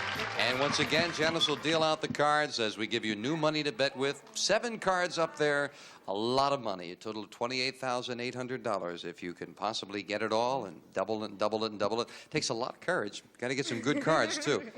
What do you think? If you get up to that top card and you were looking at something like a jack, would you bet it all? Depends on how much I had. Oh, okay. Let's find out. Let's do it right now. Here's $200. Good luck, B. And we'll start you on the bottom line with this base card. It is a 4. Oh, I like that card. I'm going to go all of it, that it's going to be higher. On everything, $200. Right, $200. Higher than a 4. Yes, good. with a 10. Doubling it to 400. Okay, I like that card. I'm going to go, the next one's going to be lower. Whoops, I want to go $100. The next one's going to be lower. $100 bet that this card is lower than a 10, and it is with a 7. $500. That's a bit of a card, though. Let's see. I'm going to go $100 that it's going to be higher. $100. Higher than a 7. Come on. No, it's a 6. You lose $100, but we move the 6 up and give you the other $200 of betting money. B, you've got $600 and a 6. Do you want it? I'm going to change it. This could be a big change for you with $600 come to on. bet. A king, great change. I'm going to bet it all that it's going to be higher. Lower. No. There aren't that many higher, B. Now, you say lower. $600 lower than a king? Yes, with a jack. Doubling it to $1,200. Beautiful. I'm going to bet $600 that's going to be lower. Half of it, the big bet, $600 on a jack. Lower. Yes, with an 8. 1,800, and you're right up the middle now, B. I'm going to bet $300 that's going to be lower. $300 on an 8 with a middle card. She says lower for $300. No, it's a jack. Oh, that was a big bet on that 8, but up goes the jack. First of all, do you want to play that jack for the big bet? I'm going to play that jack. You must bet at least $750, B. You've got $1,500. Looking at a jack, what's your big bet? Oh, that's a higher. I'm going to go $900 that it's lower. $900. Right. Lower. Come on, B. be there. We're with you. $900 lower than a jack. No! It is an ace. Well, at least I didn't go all of it. But I'm glad you held back because you come out of it with $600, B, and that's not too bad. Yes, indeed. And with the $200 in the game, that's $800, B, and you're still here. Remember, Joy started slow and came on gangbusters. Oh, that $600 is still $600. True. Good thinking. And on that philosophical note, friends, we'll take time out for this message.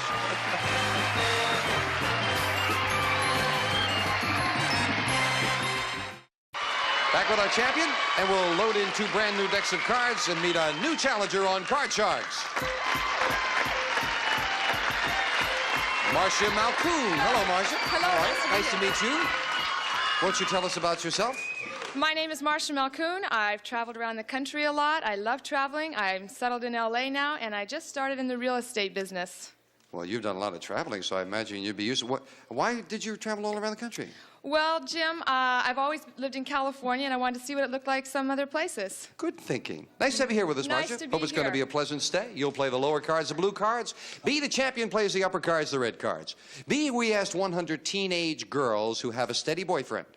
If you discovered that your boyfriend had secretly dated another girl last weekend, would you break up with him? How many teenage girls said they would break up with their boyfriend? That exact same thing happened to me. And I broke up with him. I'd say it's going to be high. I'd say 63. 63 would break up if he dated another girl. Okay, Jim. Well, I think the girls, if they could get a real nice apology and a promise for better behavior in the future, they would take that. So I'm going to say that it's going to be lower. You say lower. How come I feel like Ozzy of Ozzy and Harriet with this question? The actual number of teenage girls who would break up with their boyfriend if he secretly had a date with another girl is 52. It's lower. Yes, Marcia. And Marcia, you're starting off with a 3. Oh, great card. Okay, I'm going to go higher. Higher than a 3? Yes, with a jack. All right. Okay, Jim. I'm going to go lower. Risking that card in this one lower than a jack. It is a 4.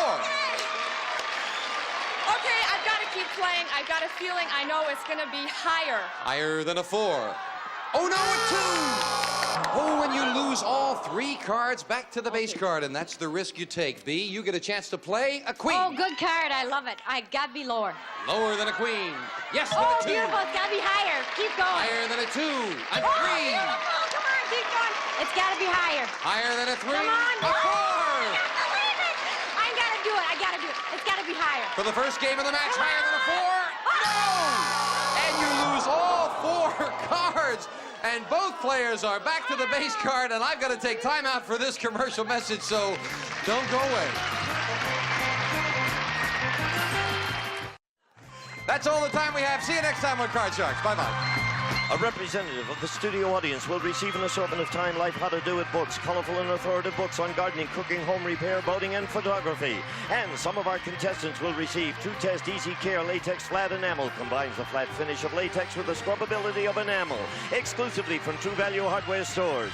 And American Tourister Strong Lightweight Luggage, the prettiest piece of protection your clothes will ever get. You travel first class with American Tourister. And High Karate Irresistible Aftershave Cologne, handsome travel kits, and many other gift combinations. High Karate for the men in your life. And Prince Gardner matching leather accessories, smartly styled for fashion-conscious men and women. A perfect gift, a fine name, Prince Gardner.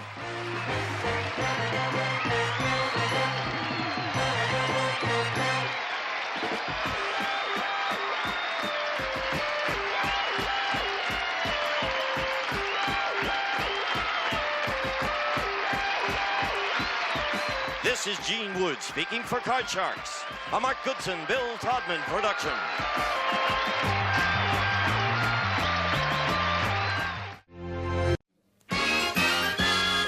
It's more than Password, it's Password Plus. It's a special all-celebrity week with Lucille Ball, Desi Arnaz Jr.,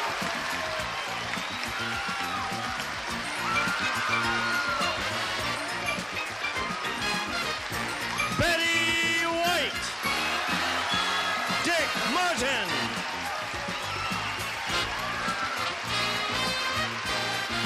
and here's the host of Password Plus, Tom Kennedy.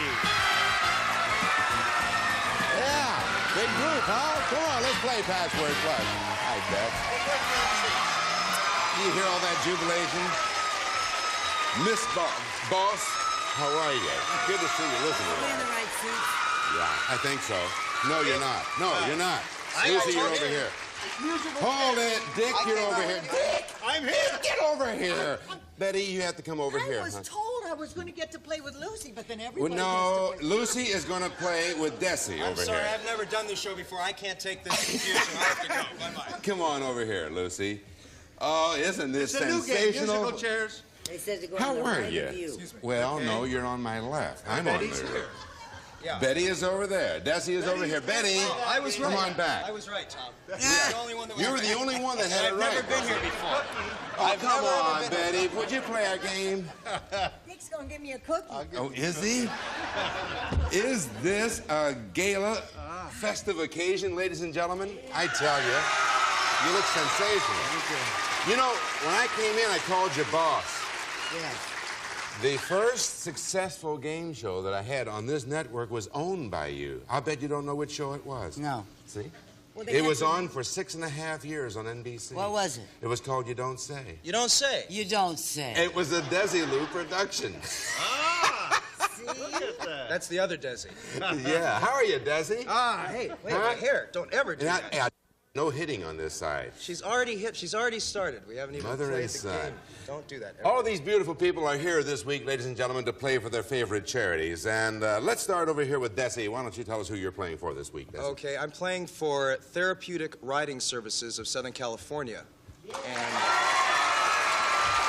Riding, R-I-D-I-N-G. riding, yeah. What does that mean? I'm glad you asked. Therapeutic riding is using horses for therapy and riding for therapy. They've done it for hundreds of years in England, helping disabled people, all types of disabilities, spinal cord injury, and they work with horses for therapy, and they teach the disabled people how to ride, and it's unbelievable. Just and they great. use special horses, and it's just starting in Southern California. It's been in the East for about 50 years. And one of the Olympic... Desi, it's a 30-minute show. Well, let me just say this. One of the Olympic silver medalists was Yeah. handicapped and won a silver medal in the Grand Prix jumping event. So, you know, it's a great... can be that's done. terrific. It's a great Terrific. Lucy, who are you playing for? I am playing for the orthopedic ward of the Children's Hospital. Very good. Succinctly put. Thank you. Betty, who are you playing for? I'm playing for our Los Angeles Zoo for our new koala exhibit, and I'll tell you more about that later. It's Good. exciting. And Dick? Because my partner is a diabetic, I'm playing for the Jocelyn Diabetic Foundation in Boston. Very good. All right. Hey, guys, here we go. Now that we've done all that, let's play Password Plus, shall we? We all set? Here we go. All right, this is a $100 puzzle, and it goes to Betty and to Lucy. Take a look at it. And Oops, Betty, it's glasses time. the first option is yours. What do you have here? Excuse me. It's a little koala Oh, I bear. see. That's from your zoo. All right, Betty, what do you want to do? You want to pass or play on that? I'll play Okay. mean. Nasty. By golly, that's it. Nasty. It's on the board. What is it, Dick? Nasty. Hitler. He was nasty. Oh, he was. Is it, or was it Hitler? nasty. No. It is not Hitler. Well, you talk about nasty. Lucy? Swell Betty. dancer, though. Oh, yeah. Betty, pass or play. Here we go. I'll play All right. forenoon. Morning. Yes. Very good. One word, too. Very clever. All right, Dick, nasty and morning. I've had a lot of nasty mornings, and they all were hangovers. Oh, hey, listen, it could be. Is it a hangover? It is. Who wouldn't know better? Morning after, alcohol, and headache. Who would know better? All right. Who would know better? $100 puzzle. What a terrible We'll be thing right to back. say, Tom. Annoying. Be right back. Oh, that's terrific. That's terrific. Steve is on to name that tune. No, I know that. It's 100 to nothing in favor of Dick and Betty over here. And now, this goes to you, Dick, and to you, Desi. Take a look at it. And, Desi, this time the option is yours. Pass or play? I'll play. Okay. Tennessee. Nashville. By golly. You've played this game before, huh? Only that much. Okay. All right. All right, Lucy, Nashville's the clue. What's that puzzle up there? Oh. Country music. Is it country music? No. Very big music. Isn't that a beautiful button? Yeah, Desi, you can nail it right over there. That's it. Bill. Dick, excuse me. Desi, pass or play? Play. Okay. Yeah. Spinach. Popeye. Yeah. Oh, What a risk. that was the best clue. I had, yeah. That was the best clue. Sailor Man is hyphenated, isn't it? Yeah, it is. Well, it's Yeah. 2 words. 2 words. 2 words. It's not even hyphenated. Lucy, Nashville and Popeye is up there. What do you think? What's I that know. puzzle? I know what it is. You're kidding. I know what it is. Shh. I didn't say anything. Let her concentrate. Nothing. All right. All right. You think you know what it is? We'll check with you later to see if you know. I know You know what it Dick? is. No. Oh, Betty? Okay. Desi, pass or play?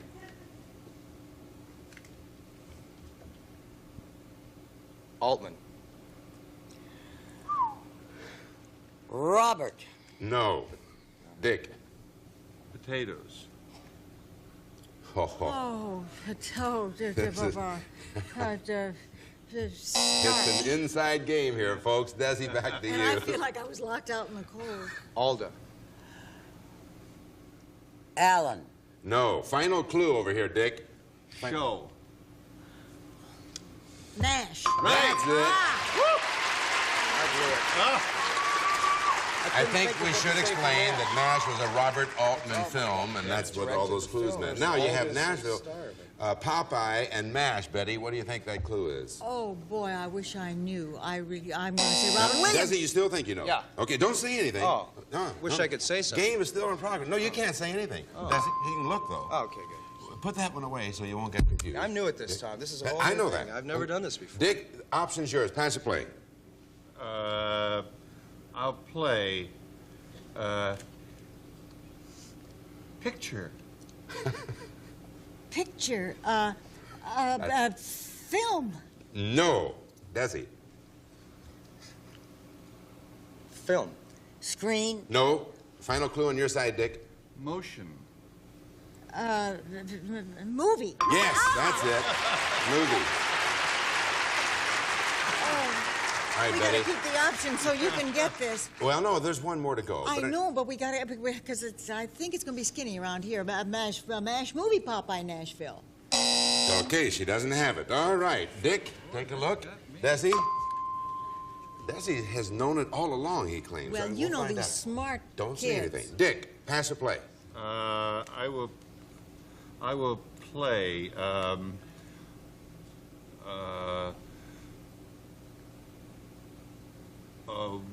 Altman. Producer. No. All right, Desi. Producer. Director. Yeah, that's it. That's it. Now, that gives you control, Lucy. And there they are. Look at him. Now, don't say anything, and I don't want any gestures out of you, Desi. Now, Lucy, this is for you. Nashville, Popeye, MASH, movie, and director. What is that puzzle? Robert Altman. Is it Robert Altman? And it is Robert Altman. But I wasn't sure how to get the director. You know why, though? If you were a better own director, I guess Hitchcock would have done it. No, but Altman I should should know. You can see Why, the move Desi? about Why did that. you know it after Nashville? Well, because Nashville Papa and I did a wedding, so I was kind of hoping that I get a little plug. But no, nothing. Just the other one. No, yes, no. But anyway, I you knew did. because Altman, I know Altman. So. Yeah, what were the rest of those? Were you in any of those? No, I wasn't in any of those, but he should call soon, Nash maybe. was Do another film for him? I don't know. I did pretty well in a wedding. What were you going to say, Dick, about MASH? that was his first biggie, wasn't it? Yeah. Right, Yeah. MASH was the big one. Oh, that was Ladies and gentlemen, we have a tie score, $100 apiece. And the Okay, next let's go puzzle get will it. determine the winner. We'll get to it right after this. Very good, Bessie. $100 apiece. Now, this is a $200 puzzle, and whoever wins this will not only win the game, but of course have a chance at alphabetics. It goes to Betty White, Lucille Ball. Take a look at that. Betty, option is yours. Pass or play? I'll play. Nip. Bite. No. No, but Lucy. what did you have in mind? Italian.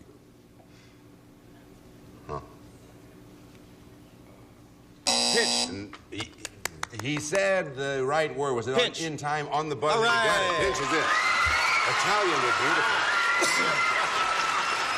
Have you ever, over in Italy, on the Via Veneto, have you?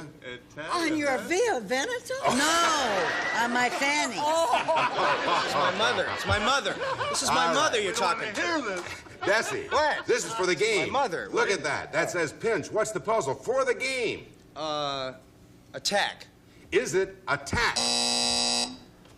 What'd you have in mind? I don't know. I got very violent. Oh, I see. Pinch to Lucy attack. and Betty. All right, Lucy, pass or play?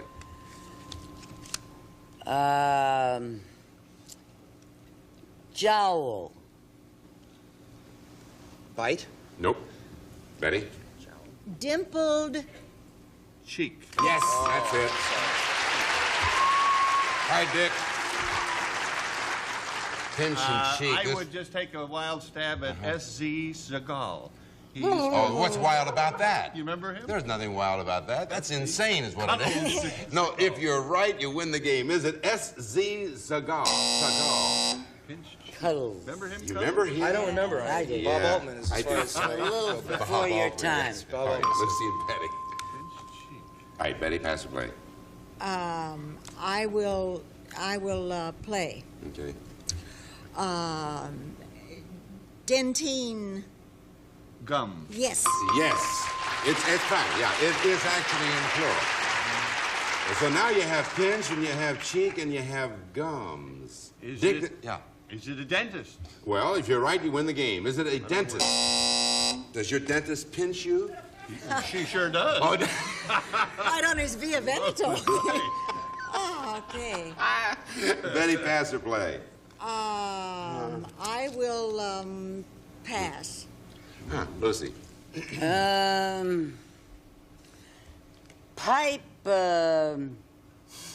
Pipe Pipe. Just, Pipe. Tobacco. yeah. Very good. Very good. Take a look over there. Desi? Yeah. Take a look. Yeah. You have pinch, cheek, gums, and tobacco. This is for the game, Desi. What is it? Chewing. Well, if you're right, you win the game. Is it chewing? Lucy, you think you know what that is?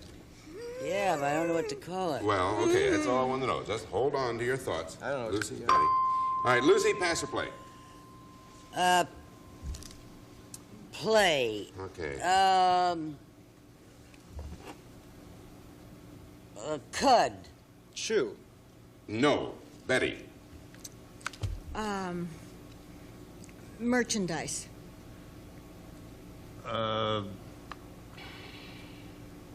Package.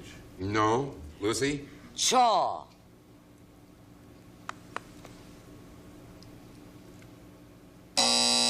Betty, this is the fourth and final clue. Stand by, audience. Commercial. Commercial bar. No. Well, since that was the final clue, I have to give you that password. The password, was product, Now, wait a minute. No one knows what the puzzle is, but since it wasn't earned here on the panel, we are going to go to the audience and see if they know the answer. How many of you here think you know what it is? Betty, you think you know? I think so. Dick, does he? Lucy? All right, we have 3 out of 4 here. Now, audience, on the count of 3, we're depending upon you to come up with the one definitive answer for that puzzle. 1, 2, 3. I'm fine. How are you? I heard somebody say skull, and I heard somebody say Mail pouch. And mail pouch.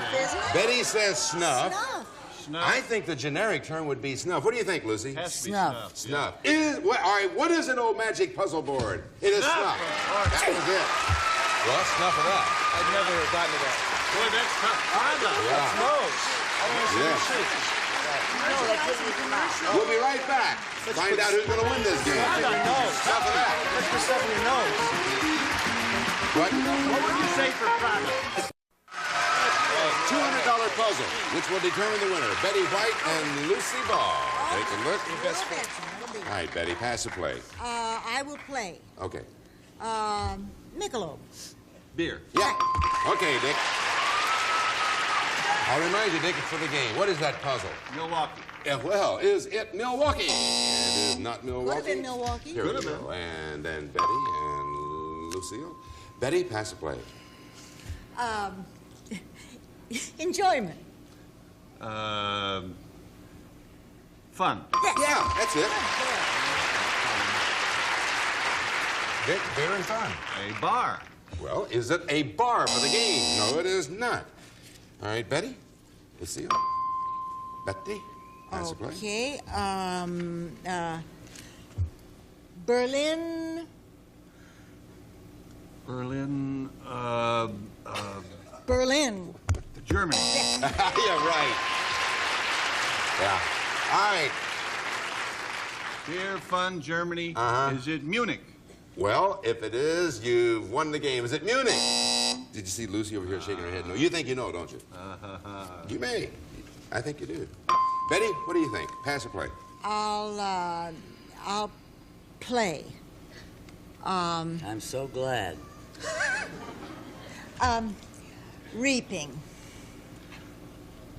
Harvest. Yes, that is it.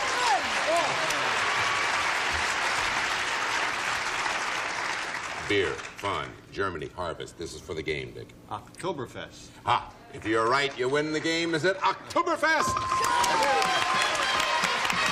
And it is a celebration. You're right, but it's in Munich.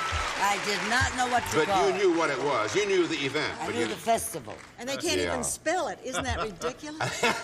Yes. Oktoberfest wins the game. $300 for Dick and Betty. And that, of course, will be divided between their charities. And we're going to go now over to Alphabetics. You'll excuse us, please? Yes, have fun. All right, let's go over and see if we can add another $5,000. Very good. Huh? You're going to give to you. You're going to give, you're going to receive. Yes. That's right. All right, you are going to give and you are going to receive. And, all right, now you got $300 for your charities, and here's a chance to add to that $5,000. It'll be divided between your charities. We have 10 passwords for you, beginning with the letter A, going alphabetically through the letter J. Get all 10 in 60 seconds, and you get the $5,000. Okay. Betty, no one knows better than you how to play this. Take a look at that first word coming up now. It begins with A, and here is the word. Think of your clues. Okay, now, you, good luck to both. You have 60 seconds, and go. Lincoln. Abraham. B. Bass. Ball. Voice. Basso. Baritone. C. C. Islands. Caribbean. D. Republican. Democrat. E. Jewelry. Emerald. Head. Lobe. Earlobe. Ear. Jewelry. Earring. F. Vixen. Animal. Fox. Yes. G. Gander. Goose. H. Yiddish. Hebrew. I. Amazing. That's Incredible. J. Mason. Container. Jar.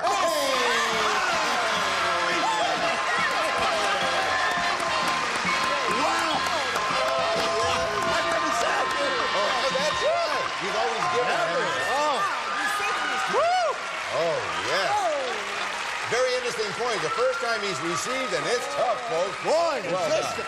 Now, my respect for those contestants just went way up. oh, you betcha. And for each of your charities, for each of them, $2,650 will be right back. Well done.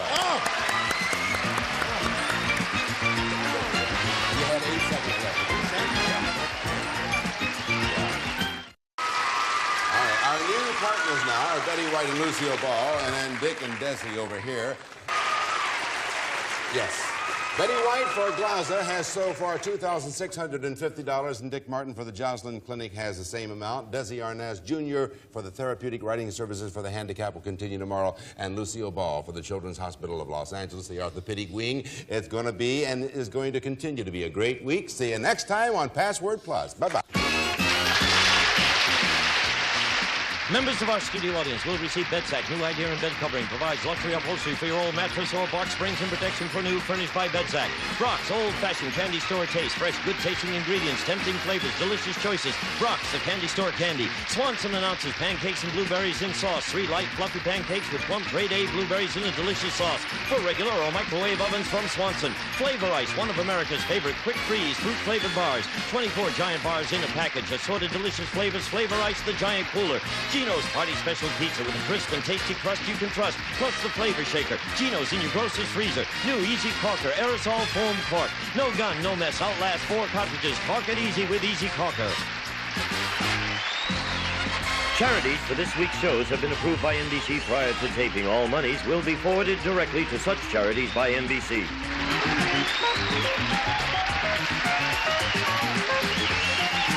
This is Gene Woods speaking for Password Plus, a Mark Goodson, Bill Todman production.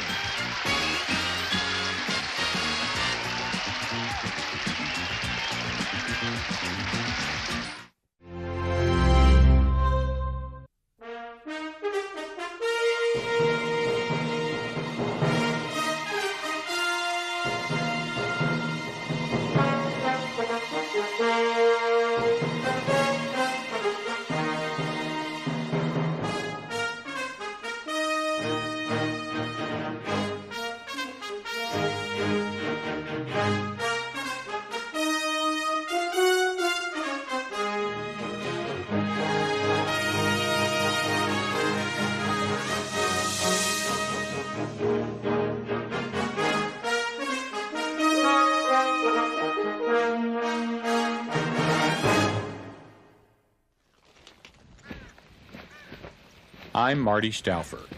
One creature I find particularly amusing is the badger. Its irritable disposition is almost comical.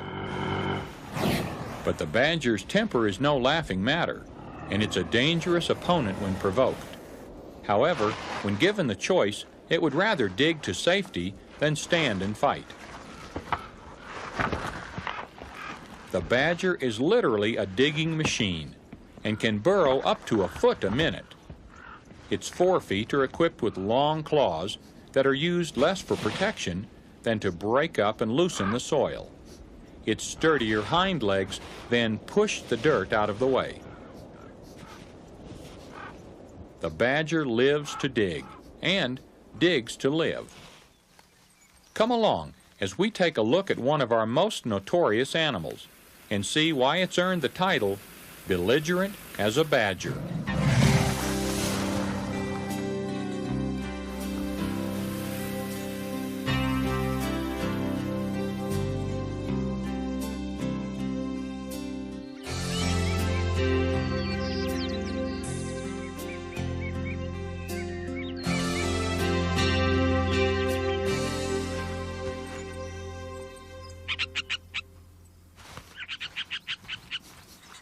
This adaptable creature can live in any environment where ground rodents are plentiful and the soil is light and sandy.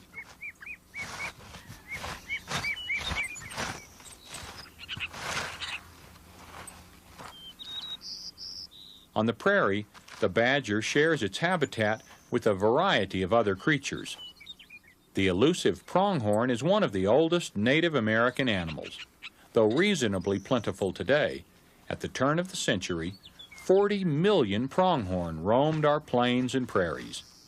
It's not only the fastest mammal in North America, but also one of the most curious.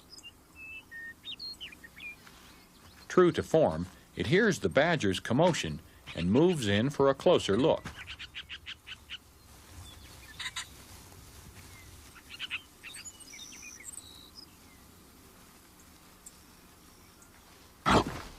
The badger, sensing its presence, makes it perfectly clear that the pronghorn has overstepped its boundaries. With the nuisance gone, the temperamental tunneler returns to its digging.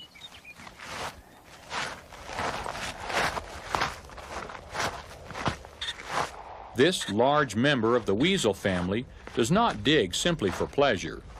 On the contrary, its whole existence depends on its burrowing habits. It digs for defense, shelter, food, and sometimes just for fun. Badgers will often sleep for weeks on end when the weather is cold. This sleep is not a true hibernation, because as soon as the skies clear and the temperatures climb, it will emerge to satisfy its apparently insatiable appetite. Food is not as plentiful in the winter, and the badger will often attack larger animals if its hunger is great enough. Ringneck pheasants are as tasty as they are beautiful. But badgers rarely feast on pheasants because they're not quick enough to catch them. However, if it should stumble upon an injured bird, or one that a more agile predator has caught, it will not hesitate to fight for such a treat.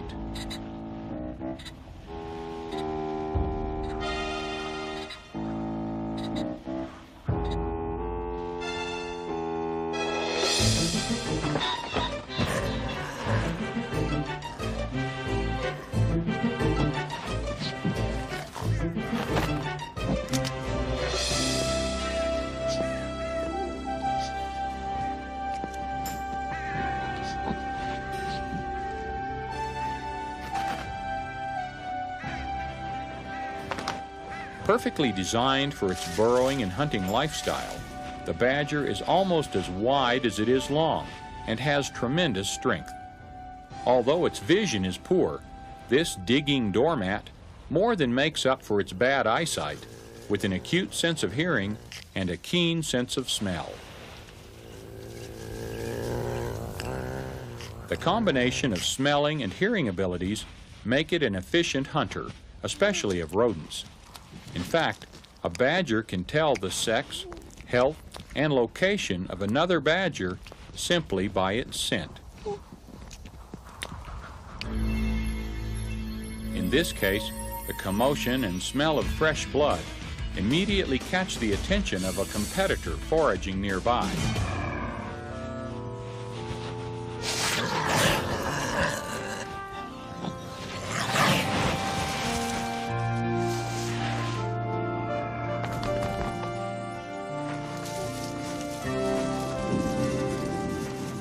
The badger has distinctive facial markings.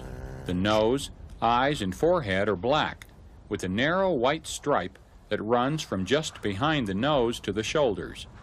Their unusually thick skin is covered with a grayish-brown fur. In the 1930s, this fur was used for shaving brushes and ladies' coat collars, and would bring as much as $50 a pelt.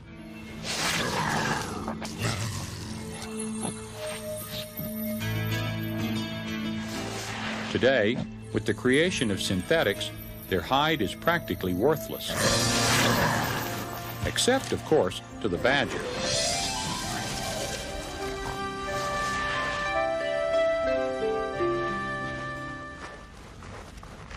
The bobcat waits nearby as the badger attempts to stash its prize.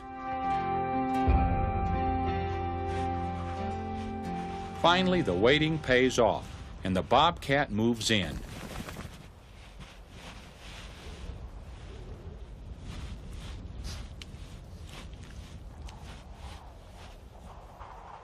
However, when the badger realizes that its meal is in jeopardy, it quickly returns to reclaim its stolen catch.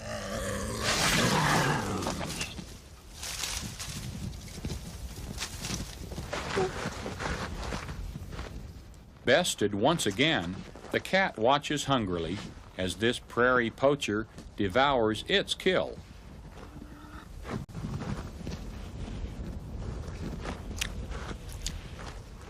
The badger, as a member of the mustelid or weasel family, is also characterized by its musk glands. An angry or agitated individual will discharge a foul-smelling odor. Although it can't aim and spray like its cousin the skunk, the stench can saturate an area and deter even the most persistent adversary.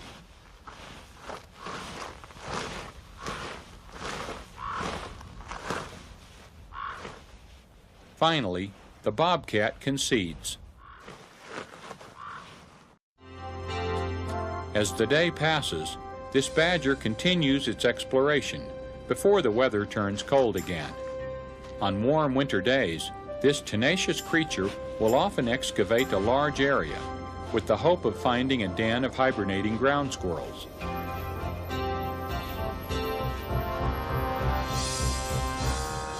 One of the most ferocious sights in nature is badger fighting badger.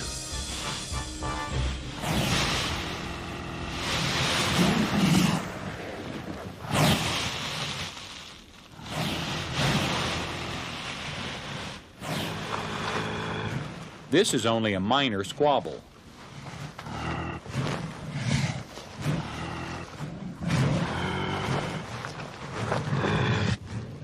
A unique physical makeup corresponds perfectly to a fierce fighting spirit. Its skin is tough, yet fits so loosely that if the animal is grabbed from behind, it can literally turn around inside its own skin and bite the attacker. And a bite from a badger is nothing to be taken lightly. Its 34 teeth automatically sharpen each other when the mouth opens and closes. Attached to the skull, the jawbone is held in place by strong muscles that lock shut when grabbing prey or attacking an enemy. The only way to open the jaw of a badger unwilling to let go is to break it. As a matter of fact, they're so stubborn they won't release their grip until their victim is dead. On occasion, two are found dead with their jaws locked in a death grip. There's no question, a badger has definitely met its match in fighting another badger. This one quickly forgets about its excavation, reclaims its prize, and heads off to its winter sleeping den, leaving its hungry competitor behind.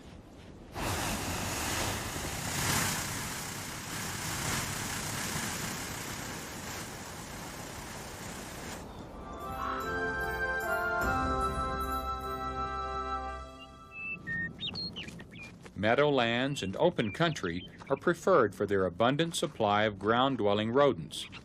Though more commonly found on our western plains and prairies, they also live in mountainous regions.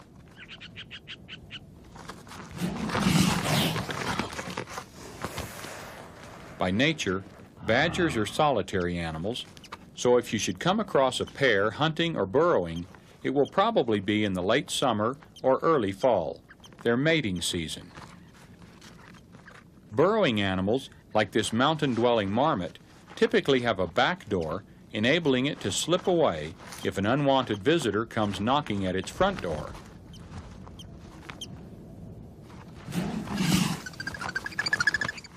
With the adult marmot out of the way, the badger returns to the den to see what goodies might be left behind.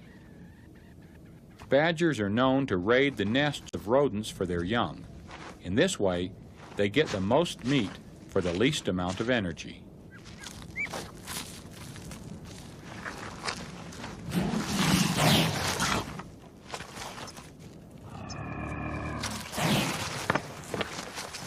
Although this badger pair will soon mate, they're still loners when it comes to matters of the stomach. Once they do mate, they will again go their separate ways to prepare for the winter. Like bears, they eat excessively in autumn to build up a layer of fat before either finding or digging a winter den.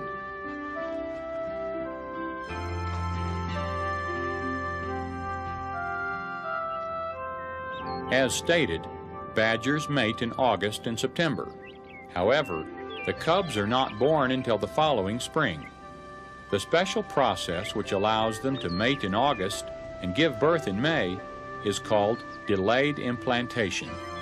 The fertilized eggs float free in the uterus until mid-February, when the embryos attach themselves to the wall of the uterus and development continues. This process allows them to have their young in the spring, when food is plentiful and the weather is ideal for their survival.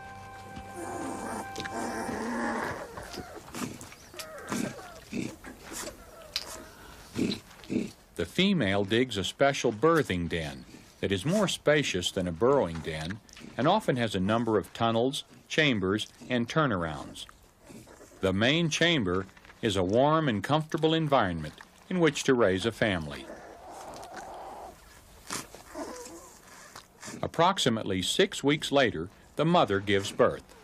Typically, a litter has between 2 to 5 cubs that are born blind and furred. Their eyes will open around the 4th week, at which time the mother begins to wean them. The cubs remain in the den for 6 weeks, nursing and sleeping.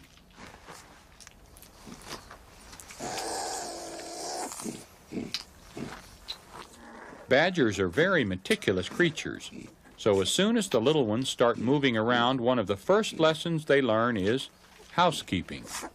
There's a separate chamber in the den for burying feces, and the female promptly teaches the youngsters where the excrement chamber is located. Wild America will return after these messages. Badgers often take over and enlarge an abandoned burrow near a prairie dog village. Conveniently, their pantry is now right next to their kitchen, providing for a comfortable existence. This relationship not only produces a healthy badger, but also a healthy ecosystem by keeping the rodent population under control. This mother badger's keen sense of smell leads her right to an unlucky prairie dog.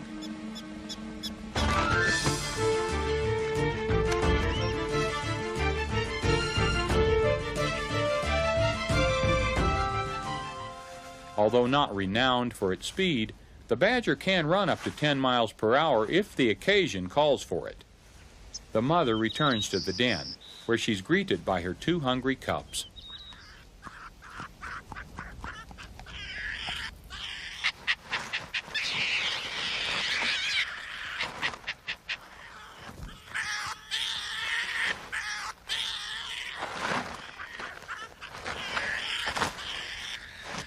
As the summer progresses, so do the young badgers. At 6 weeks, the cubs begin to venture outside the den. They're half grown at 8 weeks and frequently accompany their mother hunting. By 10 weeks, the sow often withholds food from her young, which in turn encourages them to go hunting on their own.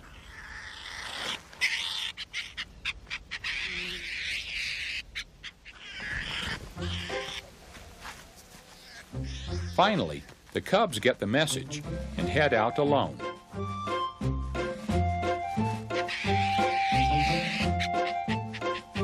Another animal found among the tall grasses of the plains is the western box turtle. These reptiles are cold-blooded, so they warm up in the morning sunshine, then spend the day searching for food. The dynamic duo spot this armored opportunity and immediately investigate.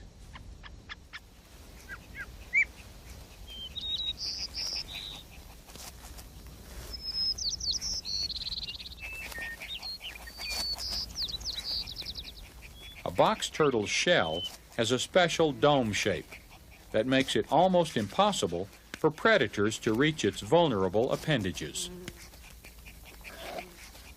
As one youngster tries in vain to get the meal out of the container, its sibling practices digging skills.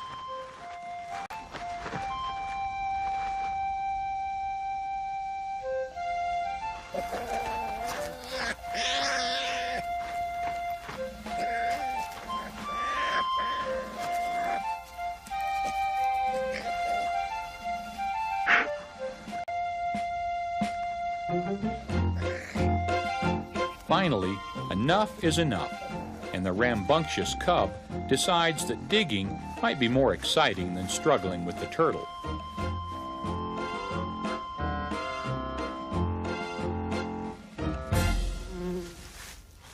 Free at last, the turtle methodically continues on its way. Meanwhile, the comical pair, spurred on by their empty bellies, continue their search.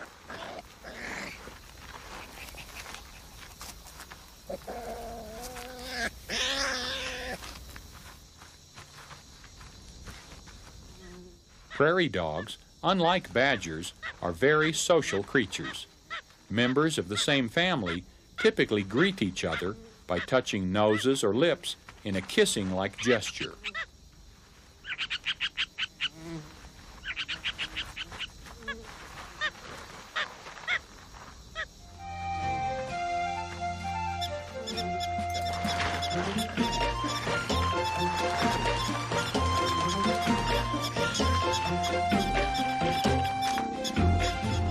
This is one fortunate prairie dog.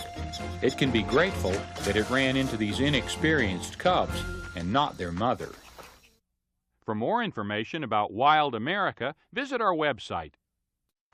While virtually all predator populations are declining, these down-to-earth diggers seem to be holding their own.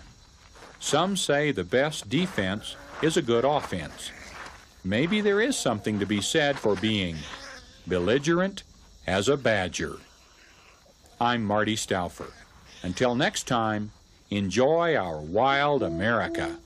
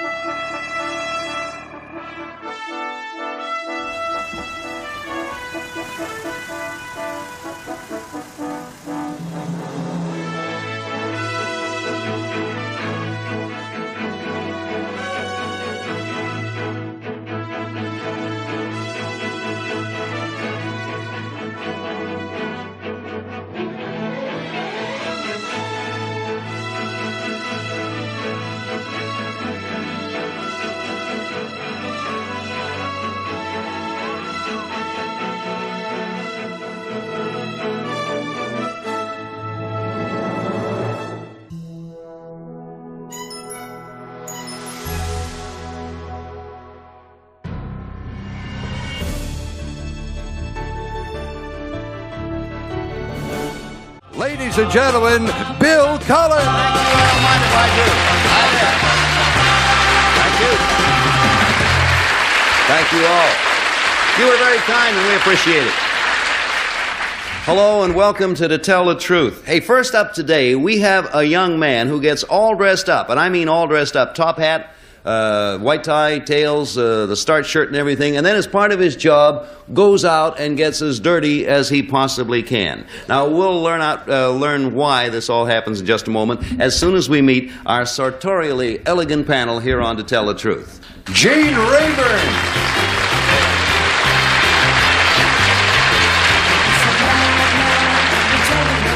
Peggy Cass.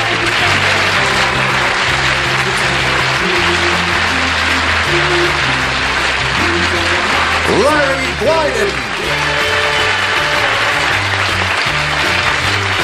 And Kitty Carlisle.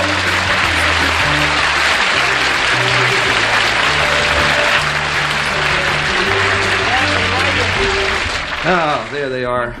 Lovely, lovely. And we're happy to have you. All ready to go to work? We're all ready to go. Yes. Okay, if you're ready, let's meet a man who is dressed up in top hat and tails and a dirty face.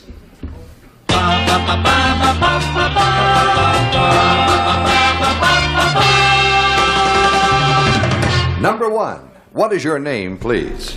My name is Jerry Marks. Number two. My name is Jerry Marks. Number three. My name is Jerry Marks. Now, interesting enough, all three of these gentlemen were perfectly clean a little while ago. They just stood outside of Radio City here for about a half an hour, waiting to get in. Let's find out why Jerry Marks carries a broom.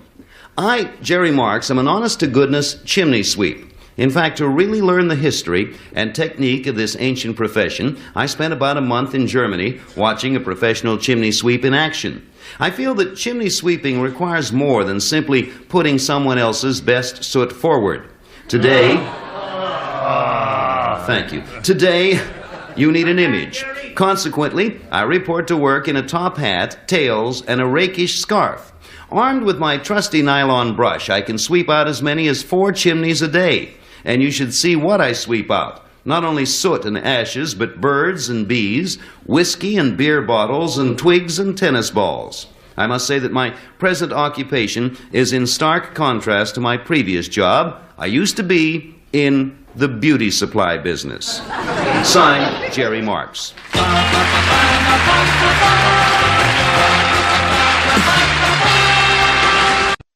Okay, if you'll continue to bear in mind that all 3 of these top-hatted and dirty-faced gentlemen across the way claim to be Jerry Marks, professional chimney sweep, we'll smoke out the real one by turning the questions over to Larry Blyden. Larry? Okay, thank you. Bill, number 3, where do you chimney sweep now? I sweep now in Houston, Texas. You do? Yes, sir. Goodness gracious. Number 2, where do you sweep? Los Angeles, California. Number 1, where do you sweep? San Francisco. Somebody's lying. Good job. Number 3, what is teasing? Teasing? I have no idea. Okay, number 2, what are the lyrics to Supercalifragilisticexpialidocious? No, I make the little joke. It was tiny, I grant you. Number 2, when you're in an apartment, how do you find which flue it is that's clogged? And if you have the answer to that, come to my house. By going up on the roof and seeing which flue comes out of which chimney. Okay, fine. Number 1, I thought that cleaning was now done by machine. It is. Certain parts of it, vacuums are used. I do it in the traditional method. I do use vacuums, but I begin sweeping with the brushes that I brought out with me. Number 3, how do you get that far down into... Oh, Kitty, you also have fireplaces, a rarity here in Manhattan. Yes, I do, and I do have chimney sweeps. Number 3, how do people store whiskey in a chimney? Well, if you're desperate, you'll hide it anywhere. True. Number 2, how can they hide tennis balls in a chimney? It seems to me they roll down into the grate. Well, they just seem to bounce up inside. And they stick? Yes. Number 1, how much do you charge? I know how much my chimney sweep charge. How much do you charge? My charge varies with the job. It starts at about $35 to $40 and goes up from there. Thank you. Number 3, tell me something. This absolutely fascinates me. If you set your fire and your flue is closed, you know, the thing that's supposed to be open, and the whole house gets full of smoke, and you put a poker in it, which way are you supposed to pull to open the flue? Well, you're not actually opening the flue because the flue is on up into the chimney. That's what you're actually opening and closing is the damper. All right, well, which way do you pull? Gee, Kitty, I never heard you so beautifully technical as you were there. That was marvelous. Gene. Our house is full of smoke. Number 3, what's the tradition of the top hat and all that? How did that start? Well, it goes back quite a ways. I tell you the truth, I actually don't know how it started, but it's to get noticed when you were walking down the street back in the old days. Number 1, do you change your clothes when you get to the job? You show up that way and then you put on overalls or something like that? Is that it? No, I wear these clothes. I put coveralls over these clothes when I'm in the chimney, but I wear this outfit. And number 2, have you ever been stung by a bee? No. I mean, when you stir them up, don't they come out and get mad at you? No. No. All right. Where do you do? You say you do yours in Los Angeles, number 2? Yes. They're not allowed to have wood-burning fireplaces in Los Angeles. Is that correct, number 2? No, that's not correct. That's not correct? No. I mean, you can't burn anything in your fireplace other than a gas. No, you can't burn wood. You can burn wood? Sure. Gee whiz. No wonder they got all that smog out there. No editorial comments. Peggy, if you care to I had a continue. fireplace in Los Angeles. I burnt wood. Number 2, after all, from your living room to your chimney's very tall. So how long are those brushes? That brush doesn't seem as though it would get so far up. Well, they are extensions. They just screw one right on after the other. Oh, now number 2, how long does it take you to clean a normal chimney? About an hour. Oh, that's not bad. And you only do 4 a day? You're lazy. It's quite difficult. Now, number 1, in New York we have fireplaces in some buildings, but they're apartment buildings. When you go to clean a chimney in an apartment building, does that mean you have to clean up everybody's chimney? Yes, well, I follow that specific flue. Most buildings, the flues join into one large chimney, and sometimes I have to start in the apartment and clean up through that specific flue and then clean the larger chimney. But that, of course, is up to the building management. It's an enormous job, huh? That about takes up the time we had for questioning. It's time for voting. So if you'll all kindly mark your ballots, either for chimney sweep number 1, number 2, number 3. $50 for each wrong vote, $500 in case all of the votes are wrong. Larry, you started the questioning. Yeah, I voted for number 2 because I got some funny answers, and also the way you find they don't all join into one flue. Actually, they still have separate little flues in one large chimney. And the way you find out actually how to where the flue is to your chimney is that you go up, you light a fire in it, and then you go up there and see what's coming out of it. If it's not coming out, then you drop things down through them. Well, we certainly have solved that problem. I don't know, Kitty, does that solve your problem with your stuffed-up fireplace? I don't have any stuffed-up fireplaces. I have a very good chimney sweep, and I voted for number 2. Okay, Gene Rayburn, who said they can't burn wood in Los Angeles. I never heard that either, Gene. I thought it was illegal to burn stuff in Los Angeles. I think it's a figment of your imagination. I don't Anyway, I voted for the most taciturn one there. He's either the real one, who was reluctant to give us information, or he's got a mouthful of soot. Number 3. Well, you certainly had me scared for a few words. And final, well, it's 2 for 2 and 1 for 3. Final vote, that old chimney expert. Peggy I don't even Cass. have a chimney, but the thing, I don't think it's number 2. No, sir. And I don't think it's number 3 either. But see, number 1, it said that he wore his tie at a rakish angle. Well, the only one who looks a bit rakish to me over there is number 1. So I voted for the good old sport number 1. The old rake. Well, there we are. 2 for number 2, 1 for number 3, and a rakish vote for number 1. If you're all set, will the real Jerry Marks please stand up? Oh.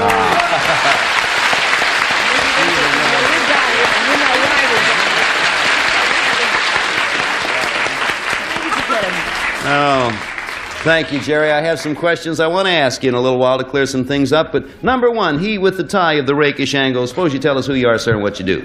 My name is Brad High, and I'm the main floor supervisor at Abercrombie & Fitch here in New York. Rakish indeed. I think you're pretty rakish yourself, number 3. Tell us a little bit about you. My real name is Harold Roddy. I work with the Accounts Receivable Loan Group with the Bankers Trust Company here in Manhattan. I want to say, yeah? And he is from Houston. He is from Houston? Yes. Cobb, Oklahoma. There you are. That's what I said. He's not from Houston. No. No, but he does look a lot like my banker, is all I have. Actually, we got an answer from number 1 about the cost of cleaning chimneys, number 2. Is that right? What is how much does it pay to cost? It starts at $35. And you charge by the job or by the chimney? Yes, by the chimney. 35, and how high does it go? Oh, up to at least $50. For the record, while we're on that subject, where do you work, and what is the name of your company, Jerry? The name of our company is called the Chimney Sweeper, and I live in Van Nuys, California, and take care of all of Los Angeles. Oh, and while we're on that subject, can you still burn wood in California? Yes, anything. Anything. Gene Rayburn's been hitting the old Yule log again. Thank you, Jerry Marks and Imposters, for being with us on To Tell the Truth. And now let's meet our public health officer.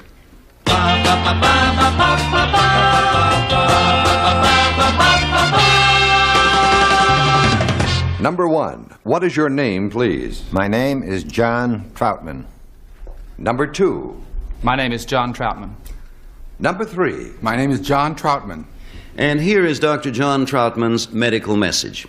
I, John Troutman, am the director of the U.S. Public Health Hospital in Carville, Louisiana. Situated on a sprawling 330-acre site, this modern medical facility is perhaps the most comprehensive center for the treatment of leprosy in the entire world. Leprosy, or Hansen's disease, can occur in both sexes, in every race, and at all ages. Our youngest patient is 7. Our oldest is 92. With modern treatment, however, leprosy need not result in crippling or disfigurement. Throughout the program of rehabilitation, many of our patients re-enter society and live normal lives. Clearly, we've come a long way from the time when persons with leprosy were quarantined, segregated, and ostracized. I think you'll be interested to know that in the 79-year history of our hospital, none of our personnel has ever contracted this once dreaded disease. Signed, Dr. John Troutman.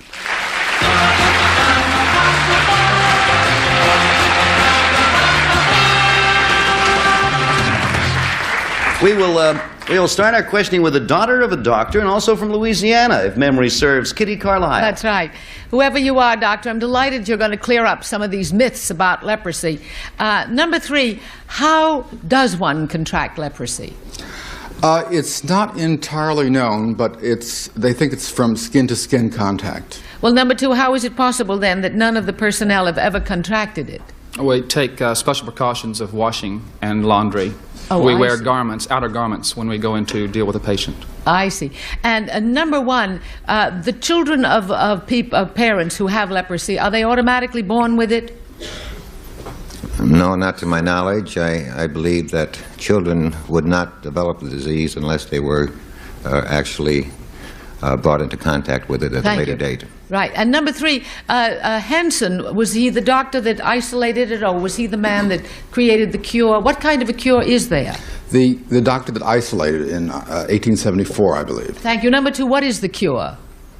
We treat with sulfone. That's one of the related sulfur drugs. Taken internally? Orally, yes. Uh-huh. And number 1, how long does the rehabilitation period take? I would say that the period would have to be variable depending on the circumstances of the case. Well, in number 3. Thank you, Kitty. Thus far, it sounds encouraging. Gene Rayburn. Yes, thank you. Doctor, number 1, how many patients are there at this establishment? At the present time, about 320. Mm-hmm. And number 3, is that the entire population of people who are afflicted with this disease in the country? No, they believe there are about 1,000 people. Yeah. Number 2, how many would you say there were, let's say, 50 years ago? Relatively the same number. The same number? Yes, it fluctuates because now that we have treatment centers, more people are coming forward for treatment. So it's really impossible to say, how many there were then.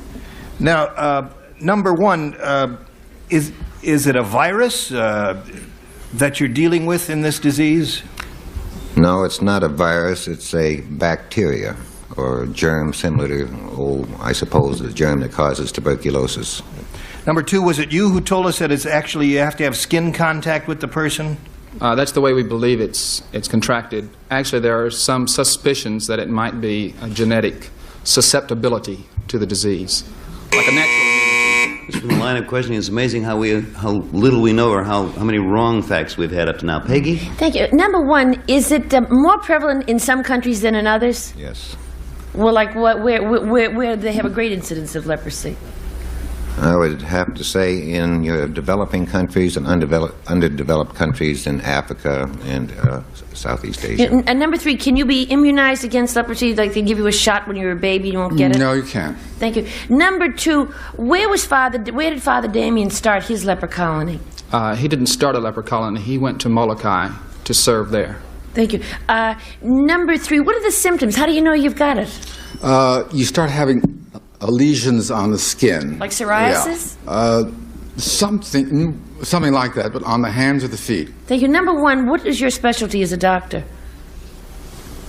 Internal medicine. Thank you. Number 2, yours? Epidemiology. And number 3? General practitioner. Thank you. Number 2, where did you go to school? Baylor University. And did you learn about leprosy there, or did No, not specifically. I have a cousin who was a missionary, and he came back and told me some stories about leprosy, so I became interested and got over into the field of epidemiology. Thank you. Number 1. Well, we have time for one more brace of questions. The information has been fascinating. Larry Blyden. Number 2, how does it get diagnosed? I mean, how does somebody get to you? Biopsy. They cut off a piece of the infected area.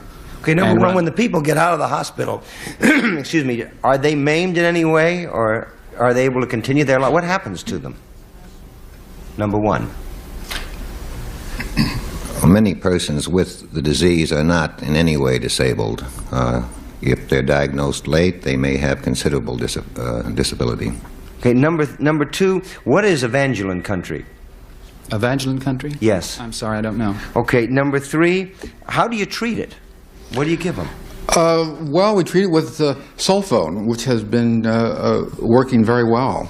Okay, number 1, Dr. Schweitzer had a way of dealing with it in terms of the environment that the patient was in. Do you happen to know what that was? No, sir, I don't recall. Okay, number 3, Well, any one of those 3 gentlemen could have convinced me. That was a very good answer and good questioning. Time to vote.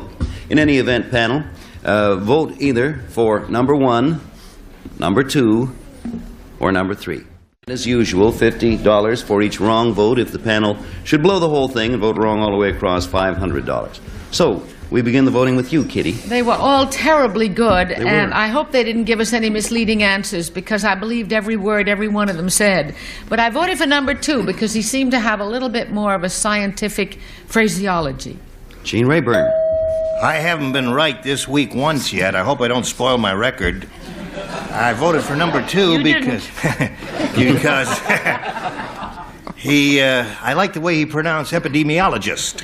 Okay, the fate of Gene's record hangs in the balance. Peggy. Well, I almost voted for 2 because of that. Because dermatologists they're the ones who ever find out you've got leprosy. But after all, if that guy was if that doctor went into public health, he could have gone in as an internal medicine. And besides, he was the kind of fellow that doesn't tell you exactly. He says, well, you may be just a little bit, or maybe you're not.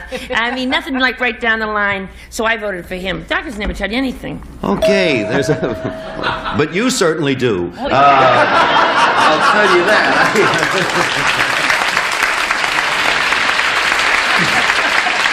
If I had the time and the money, I'd get another opinion. Larry, I voted for number 1. I was going to tell you why, but I realized we're pressed for time. Well, okay.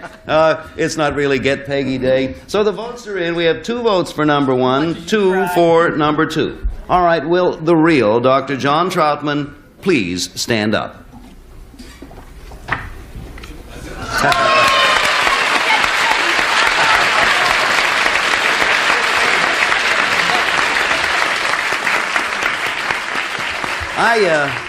From my limited knowledge of what I've found out, all the answers seem to be very well taken care of. We'll ask Dr. Troutman in a moment if they were all accurate, but the imposters were very good. Number 2, would you tell us about yourself, sir? Yes, my name is Robert Cunningham. I'm a math teacher at Central Commercial High School in Manhattan. Mr.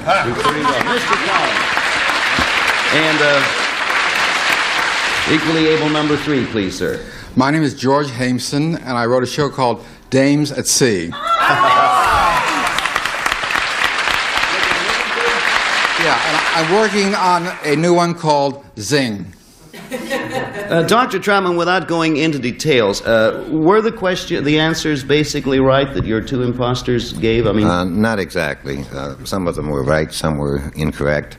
I would just like to say that if the word leper could be eliminated from everybody's vocabulary, it would be a tremendous boost, a tremendous psychological boost to every patient and his family throughout this country and throughout the world. An answer you gave, Doctor, yourself was very encouraging. You said if leprosy is detected in time or earlier enough, it can be helped. If it is detected early, in almost every instance, it can be, for all practical purposes, cured. That's the most encouraging thing I've heard for a long time. Thank you, Dr. John Troutman, and friends for being with us to play the telephone.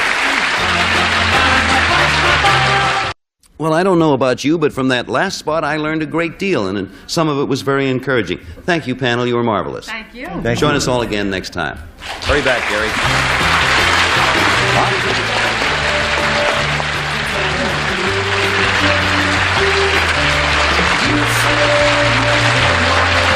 This is Bill Wendell speaking for To Tell the Truth, a Mark Goodson, Bill Troutman production.